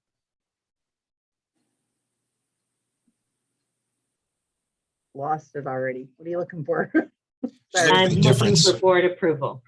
Okay, Oh, Yeah, well, they need it for their meeting on the 2nd. so what are, I guess, what are we, We're No, approving the so- Hushra budget. So for us, it's about a 13% increase right, from last year to this year. okay.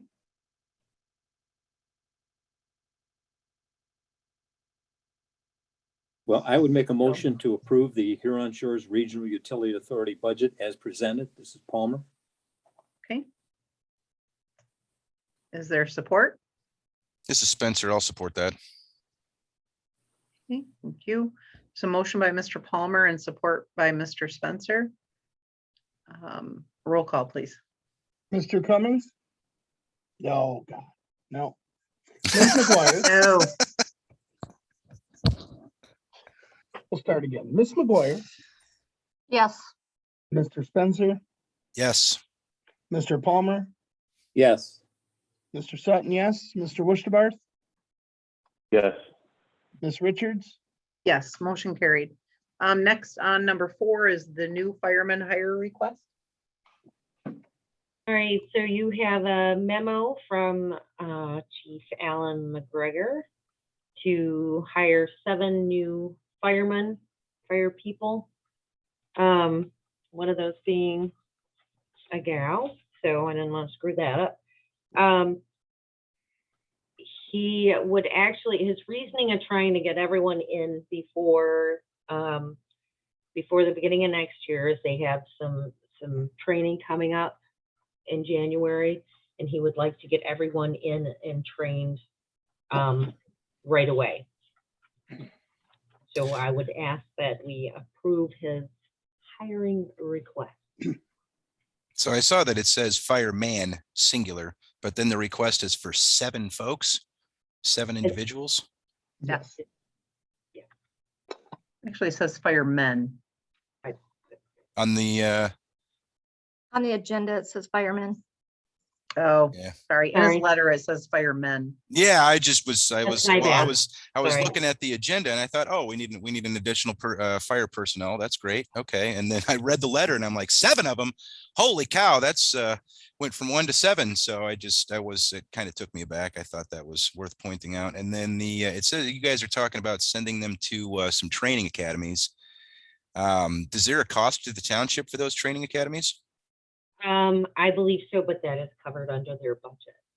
Right, but my question is that in a lot of, in my experience, if I go in and a company is willing to train me to take a position, if I don't stay in that position for a specified amount of time, then the cost of that training is my responsibility. Do we have that for this? So if we pay for, all 7 go through firefighter training number 1, everything's great. Firefighter training number 2 comes around and 2 of them say, I'm just not liking it, and they leave.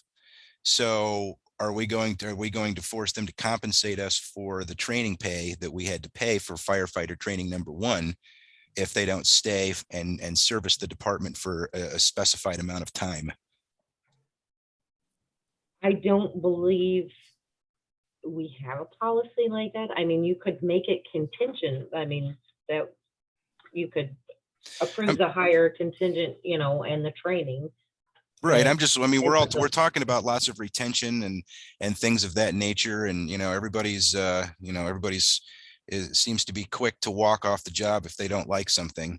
And I just want to make sure that we don't hire 7 people and have 6 of them quit because of one reason or another, and then not get compensated for the monies that we put out to train these folks. Right. Well, like I said, the board has the power to say, so if you would like to put that in a motion.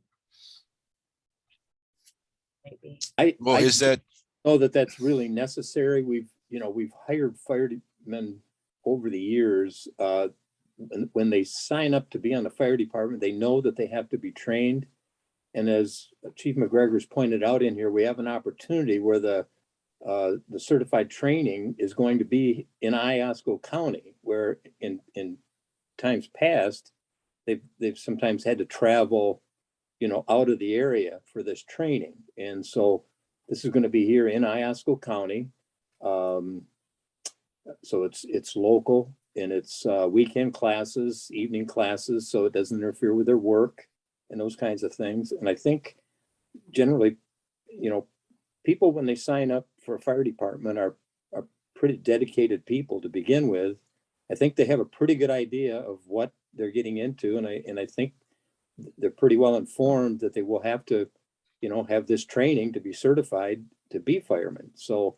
I understand. I'm just, I think it's, searching for a problem that may not be there. So I'm quite honestly surprised we were able to get 7 applicants. Actually got 8. One didn't work out, but this is like so many other jobs. It's hard to find people to fill these positions. And the fact that Chief was able to get 7 people to fill the 7 vacancies that we have, I think is fantastic. So I applaud these people for stepping up and on a volunteer basis to fill this position on our fire department. So I don't really think it's reasonable to put some sort of demands on them that anticipating that maybe they're going to quit. I mean, that just seems in search of a problem that isn't there yet. So fair enough. I mean, a lot of the things that we do are based on risk assessments and whether or not we believe that there is a perceived risk there. And when we're talking about, township money and whatnot, I just wanted to bring it up as an idea that, because it also helps with retention, that, these folks sign up knowing that they're going to be trained and their training is going to be at no cost to them directly. But at the same time, we expect that once we pay for all this training for you to be here, that you're going to stay for a little bit. I mean, we're not, because especially with the turnover rates as high as they are now, I mean, they're even making jokes about it in the news that, 2021 was the great walkout. I mean, it's just, it's to the point that people are quitting so fast that there's jokes about it now. And I just thought that it would be, the proper time to talk about, hey, if we're going to put out a bunch of money to train you, I appreciate that it is in our county, so there's not going to be a lot of travel expenses involved, but I just, wanted to bring it up and say, hey, should we put this in there? And it sounds like you disagree, and I'm okay with that. So that said, I would like to make a motion, this is Spencer, to approve the firefighters hiring request for the 7 folks that the chief has nominated. Support Sutton. There's a motion by Mr. Spencer, support by Mr. Sutton. Roll call, please. Mr. Spencer, Yes. Ms. McGuire, Yes. Mr. Wishbarth, Yes. Mr. Palmer, Yes. Mr. Sutton, yes, Ms. Richards, Yes, motion carried. Number 5, tax foreclosed property, second round refusal. Tammy, and I think that Nancy was on the call earlier. I think I saw her. She's still here. This is the second round of that deal where there's all those tax foreclosed properties that they're trying to give to us as the township, and we're saying we don't want them, right? Right, this is the formal part where we have to do it. Tammy, are Gotcha. you, or not Tam, I'm sorry, not Tammy. Nancy, are you 739-2368? Maybe not. I don't think so. No, okay, I'll mute that person. Well, I guess first of all, does anybody have any questions? There's a memo in there from Oddly enough, Nancy. There's only one property. Yeah, that's Yeah, kind of there's weird, one. actually. It is. Usually Yeah, it's a lot normally more there's a than that. list. Yeah. normally Yeah. there's a list of properties. But, I Yep. think that we've done this before. I think this is just formality that we have to Mhm. continue to do this. Otherwise, they automatically transfer the Correct. property to the township. So I would make a motion to object in writing to the transfer of title of foreclosed properties to Oscoda Township. Palmer. Spencer supports. Okay, thank you. There's a motion by Mr. Palmer and support by Mr. Spencer. Roll call, please. Mr. Wishbarth, Yes. Ms. McGuire, Yes. Mr. Sutton, yes, Mr. Spencer, Yes. Mr. Palmer, Yes. Ms. Richards, Yes, motion carried. Next on, we have a land division request. There's a couple things here. I don't know if you're going to present, Tammy, or Well, Nancy could not be here. So forgive me, this is not my wheelhouse. We have here 2 gentlemen that are brothers that they own a 35-acre piece of property together. And each would like to split the property, so each has 17.5 acres to themselves. That is the request. It looks like they've both signed off on this in the documentation I'm looking at here. Yes. And they've paid their split fee. Okay. and Is there any, internally we've signed off as well, correct? Yep. Yeah. Yep. well, Looks like all departments have signed off. Yep. I can't think of any reason that we should tell them no. I move to Can I ask, approve. before you do, Jeremy, can I? Yeah, ask go a ahead. Sorry, question? go ahead. Yep. I was a little confused on this, and not that I'm opposed to the split or anything. I think it's fine, but there seems to be some confusion on the application as to the owner, because on page 253 of the packet, it has the applicant, and it says sole owner, Robert Halcrow. Yeah, I saw that too. Good point. And, I understand that they own this together, and then later there's another document, where is it here? That has, no, that's Robert. 254, Page Bill. 2. has both names. Yeah, then 259, it's got both names. 258, it has Edward Halcrow, partnership owner. They both submitted a form for the split. So shouldn't the first one have been a partnership owner, not sole owner? I got confused when it said sole owner. Yeah, so they both submitted a document, but one checked sole and one checked partnership, and that's causing some Right. confusion here. Well, I see confused that. If one it was part. sole, we wouldn't for be sure. doing a split. What's that? If it was sole, we wouldn't be doing a split. Right. Well, I guess the question now is, since the documentation seemed to be, all in order except for that one thing, is this something that we need to have them correct for official correctness, if you will? Or I don't know if we should approve it with conflicting documentation. I think it's fine. I don't think Nancy would have had us all sign off on it if it wasn't.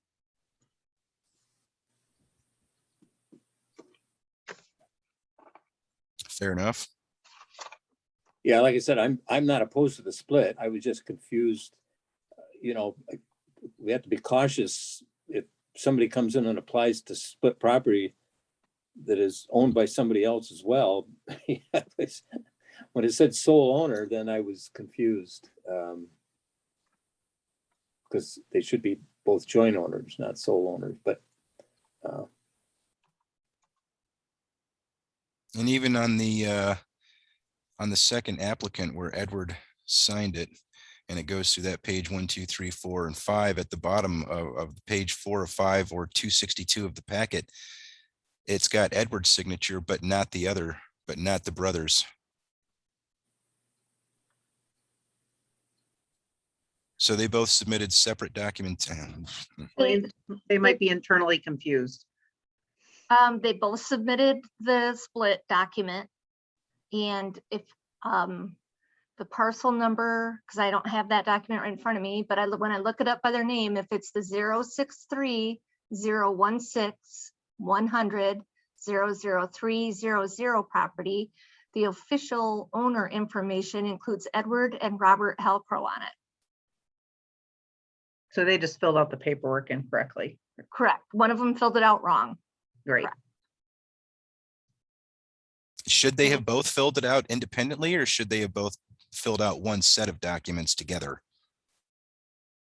Well, I think if you read some of the notes in there, that, I guess I don't want to speculate, but it does, talk about a difference of opinion. So I think they're splitting for. All I know is Nancy submitted it to the board with all the correct signatures. Right. That's all I need to know. What do you think, Mr. Palmer? I'm on the fence. I'm good with the split, but the documentation should be correct. If it's correct enough for you, there's some other things that weren't filled out that I was questioning, like page 257 of the packet. It has where any of the unallocated division transferred to the newly created parcel. It says yes. And then it says, if you check yes, go to question 4, and there's nothing, no numbers entered there. Like I said in the beginning, I'm not opposed to this split. I think their intention is that they want to split it so they can each own it separately. I understand that. I just was confused and a little questionable about, the actual how the ownership is when on one application it says sole ownership and the other says a joint ownership. And I also don't want to approve the split like this and put improper documentation as a part of an official record that could cause us all hassle in the future. That's my only hang up.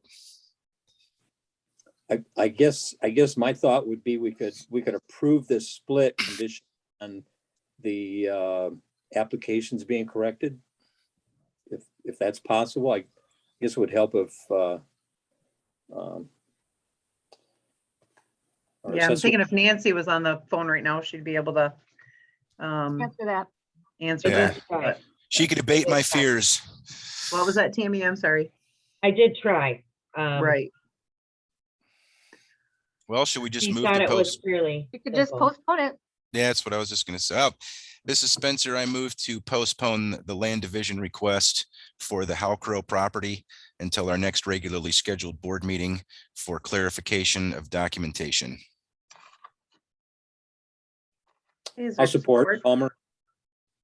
Okay, there's a motion by Mr. Palmer. I'm sorry, there's a motion by Mr. Spencer, support by Mr. Palmer, to postpone to the next board meeting pending clarification or correction on application.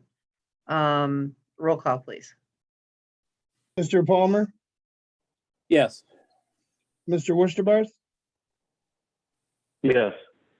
Ms. McGuire, Yes. Mr. Sutton, yes, Mr. Spencer, Yes. Ms. Richards, Yes, motion carried. Next on is lot split, sorry, request number 1. That is for the request that was made by Mr. Wiltsey. Is there any questions on that or? Well, it looks Everybody like he's the only one that signed this time, so I would move to approve the lot split request for Mr. Wiltsey as presented. Spencer. Okay, is there support? Support. Okay, there's a motion by McGuire. Mr. Spencer, Oh, yeah, McGuire, sorry. support by Ms. You're McGuire. fine. All right. I wasn't trying to be difficult, guys. It's just sometimes it is hard to hear with your voices. So, okay. Motion by Mr. Spencer, support by Ms. McGuire, for that lot split. Roll call, please. Mr. Spencer, Yes. Mr. Palmer, Yes. Mr. Worcesterbarth, Yes. Ms. McGuire, Yes. Mr. Sutton, yes, Ms. Richards, Yes, motion carried. Next time we have another lot split. This one is being made by, I think it's Eric. Is it Eric Hendricks? Hard to read the writing. Correct. Eric, Aaron, something. Any questions on that? And this is for the Zeekwood Properties LLC. Mhm. And if you, I believe the last map for Cedar Lake Road, they want to take the original green outline, which is 1, 2, 3 properties that run lengthways, and change it to 3 properties, which one being one solid, the first half being one solid half, and 2 smaller on the bottom. Oh, I see it. Okay.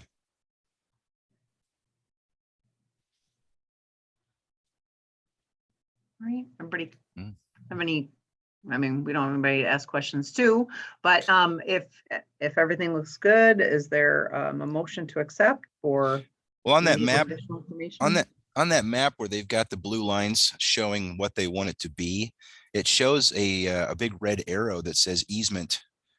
But that easement looks like it's going, is that easement going through properties that are not part of the split? Is that, can they do that? Just, we're just gonna have an easement through your backyard type of thing? Or am I looking at this wrong? Property owners, as long as the property owners agreed to it on 80, 81, and 82, so there Right. has to be a recorded easement. Is there anything in here that needs to, do we need any documentation that says that that is okay? Or are we landlocking a parcel? There's a These are- contingency, it's handwritten at the bottom, 30-foot wide, recorded ingress egress vehicular access easement in accordance with Article 2 Land Division, Section 17 through 31 Code of Ordinances. I mean, that's written at the bottom of this approval page. I see that contingency. Does that mean that it's So that already means recorded? that no, that means that for Nancy to approve this, it would have to be recorded before this would take effect. Ah.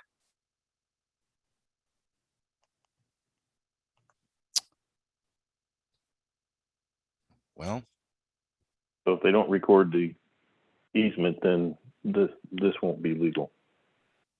well, then I would move to approve the lot split request number 2 for Mr. Eric Hendricks, pending the approval of the 30-foot wide recorded ingress egress vehicular access easement in accordance with Article 2 Land Division, Section 17 and 31, and the Code of Ordinances. Spencer. Okay, there's a motion by Mr. Spencer, support by Mr. Sutton. Any further discussion? Roll call, please. Ms. McGuire, Yes. Mr. Wurstabarth, Yes. Mr. Palmer, Yes. Mr. Sutton, yes, Mr. Spencer, Yes. Ms. Richards. Yes, motion carried. Okay, well, we made it through that agenda. Good job. Okay, Not Said so we were gonna bad, be here huh? till I'm just gonna midnight. note it's 9:04 at this time, okay? So, all right, that being said, we are moving into the second public comment section of the agenda. Again, you are not limited to agenda topics, but you must state your name and you have 4 minutes to speak. Again, just to remind people to stay on task. Okay, that being said, you can use the raised hand feature. Or if you are on a phone, you should be able to unmute yourself. Okay, we have Deborah has raised her hand. You should be able to unmute yourself, Deborah.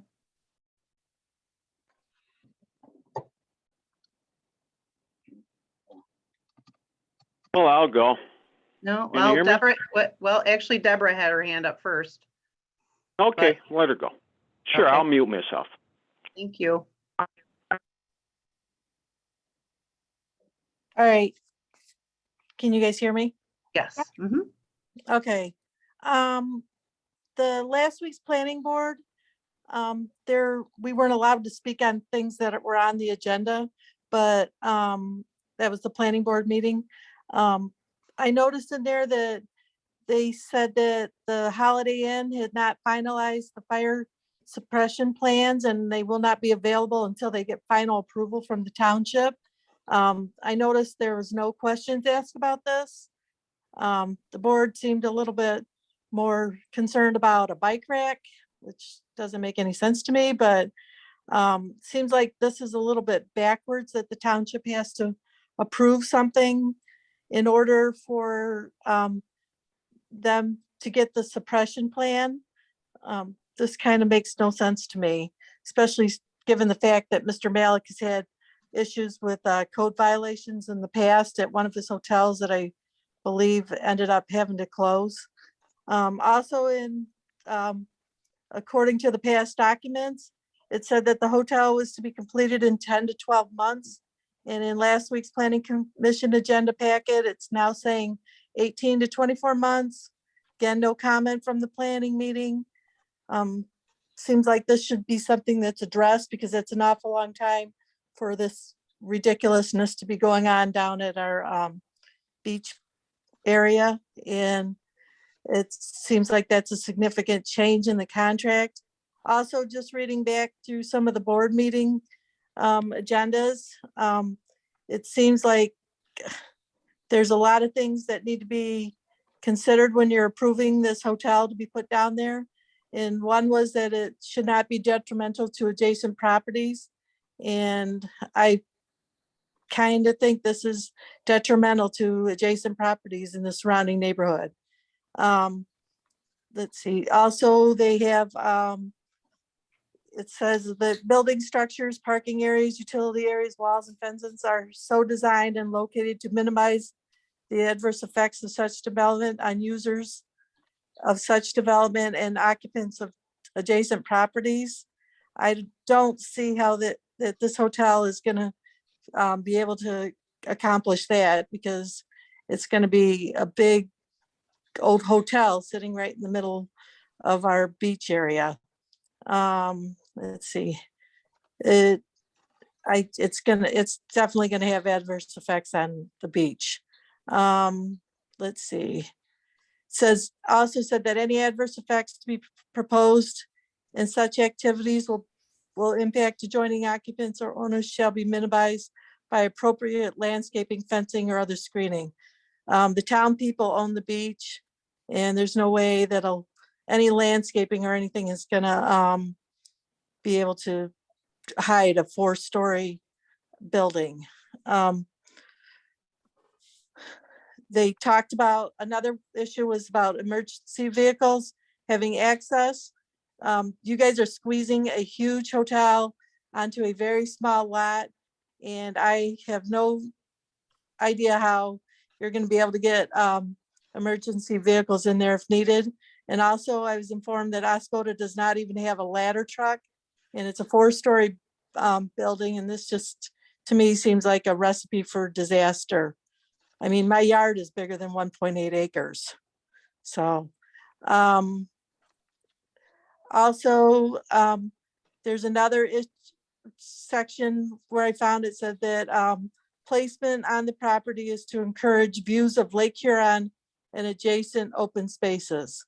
So this hotel is gonna definitely block the views of Lake Huron. So it just seems like you guys are breaking one thing after another.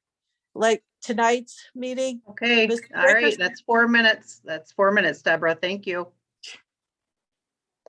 Fine. Thank you. Okay, Okay, next. can I go? Can I go? Yes, you can. Get your hand on the button. Hey, Brian Haley, Oscoda. Hey, yeah, like I was saying earlier, let me catch where was I at? Okay. So what I was concerned with, and I'm glad Mr. Worcester spoke up and kind of clarified things, because see, when you allow people to come behind me and then they parse out my words, that's not proper. But it's hard to keep track of every word, so we understand these things. Is my concern is correct, because where we're heading with this, and we all know about it, and we have to get these things cleaned up. We can't, Bob Seger wrote a song, Turn the Page. We're not going to turn the page on FERTA. There's just no way.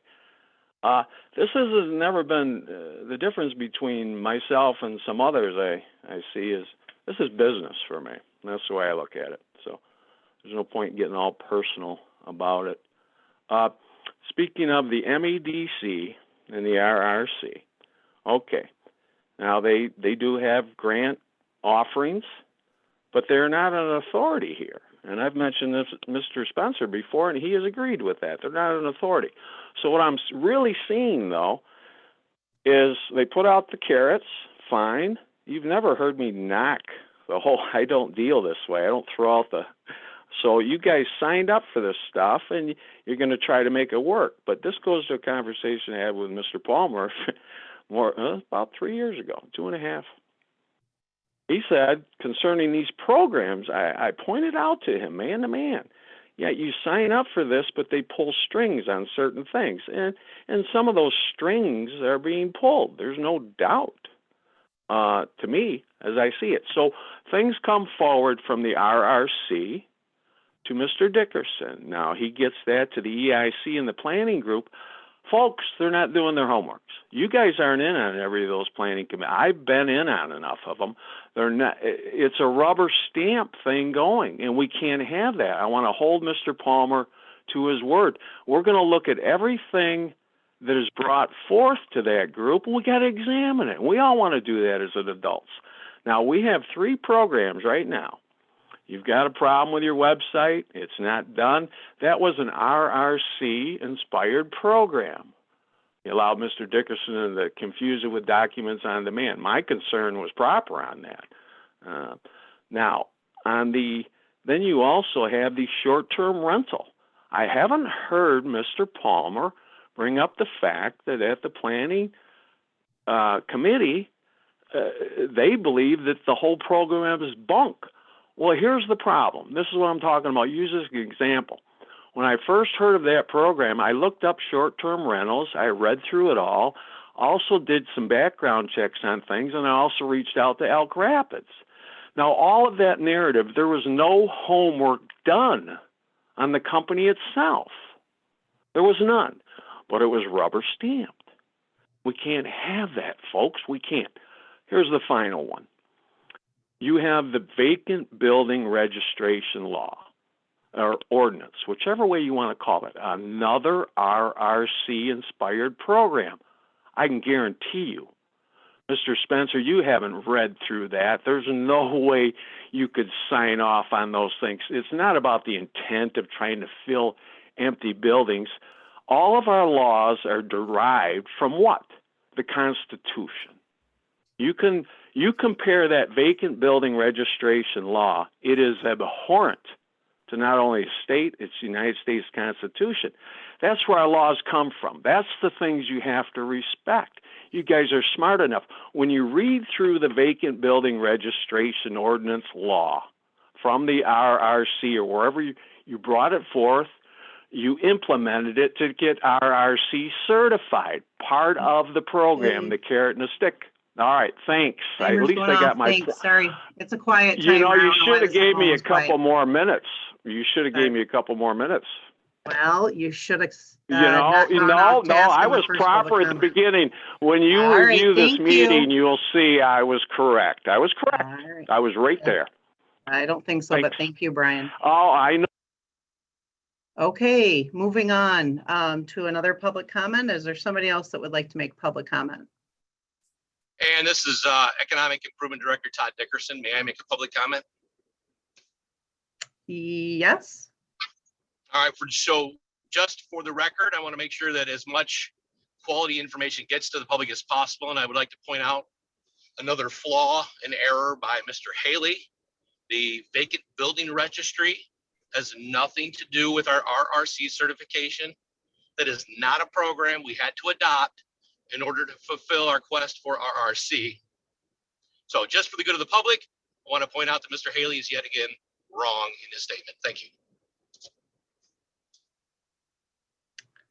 Okay. Anybody else for public comment?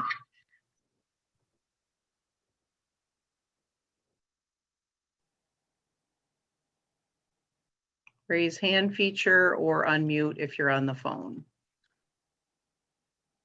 Gonna do going once, going twice. Okay, last call. All right, public comment is now officially done for this meeting. Moving on to board comments. Do we have any board comments this evening?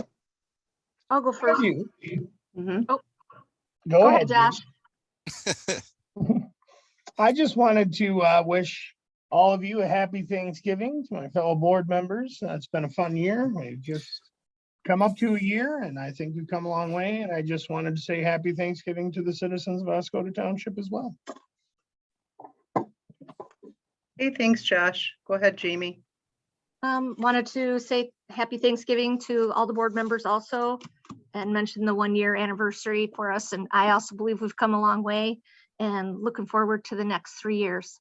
I do have a couple of other announcements. The winter tax bills for 2021 are now ready. I know there's some people that were looking for them because they're leaving town and wanted to get a copy before they flew south. Stop in anytime or give me a call. I'll be glad to look up that information for you. Also, veterans for Thanksgiving Day, you can go to the American Legion and have Thanksgiving dinner and bring in other guests. They're asking for donations. Also, the VFW has a Thanksgiving dinner for members and their guests, and it's more of a potluck style, bring a dish. And they both start at noon on Thursday. Thank you, Jamie. Any other board members? Yeah, I'd I'll like to say happy Thanksgiving to Okay.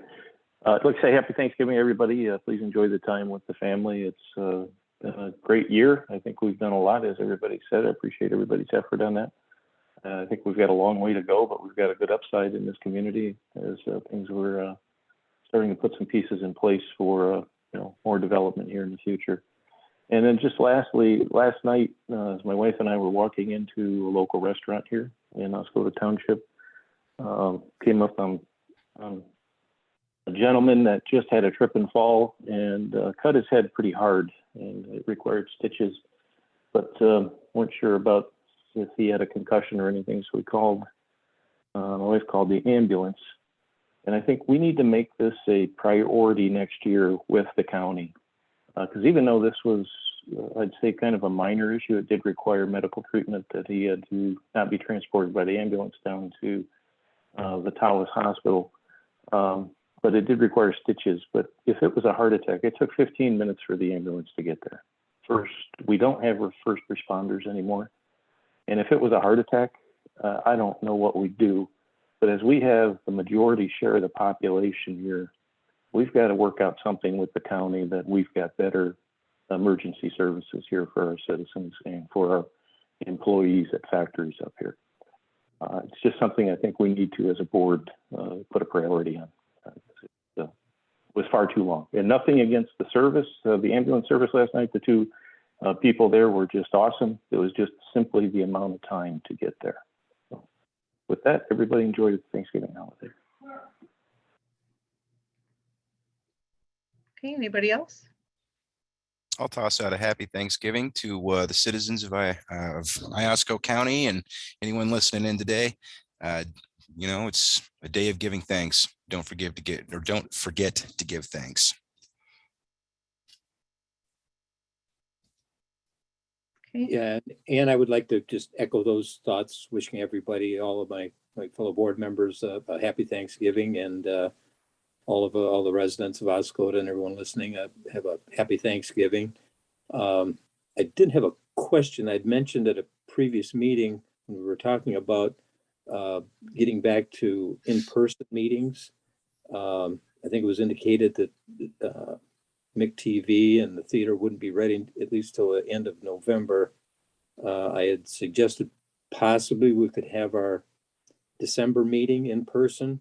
I was just curious if McTV and the theater have been able to move along enough to where that might happen for us at our next meeting.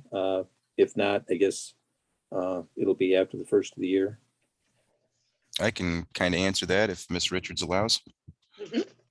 So as far as I know, MIC TV has purchased all of the equipment and installed it at the theater already. We're just waiting on all the little minor nuances of the contract to get hammered out so everybody can sign it and get the checks exchanged. And if all goes according to plan, yes, we should be ready for the December 13th meeting to go live. Yay! All right, very good. Thank you. You're welcome. Okay, thank you.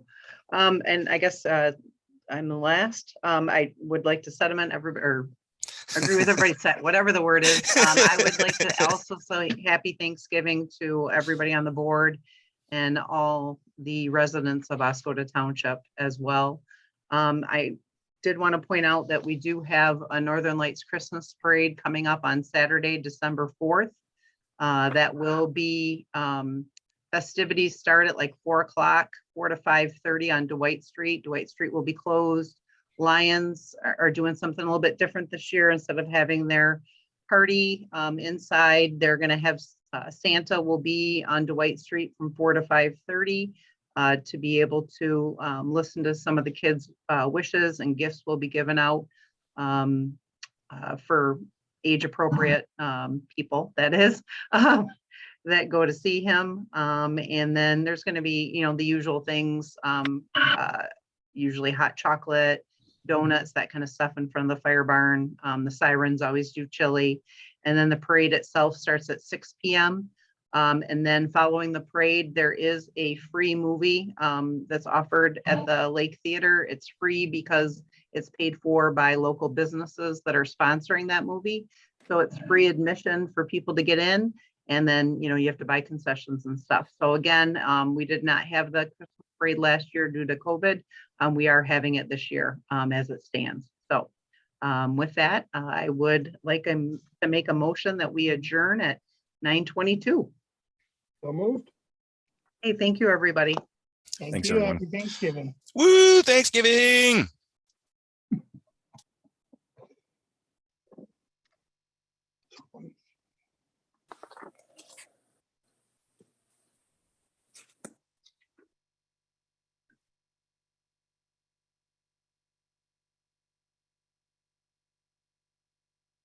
Okay, come on.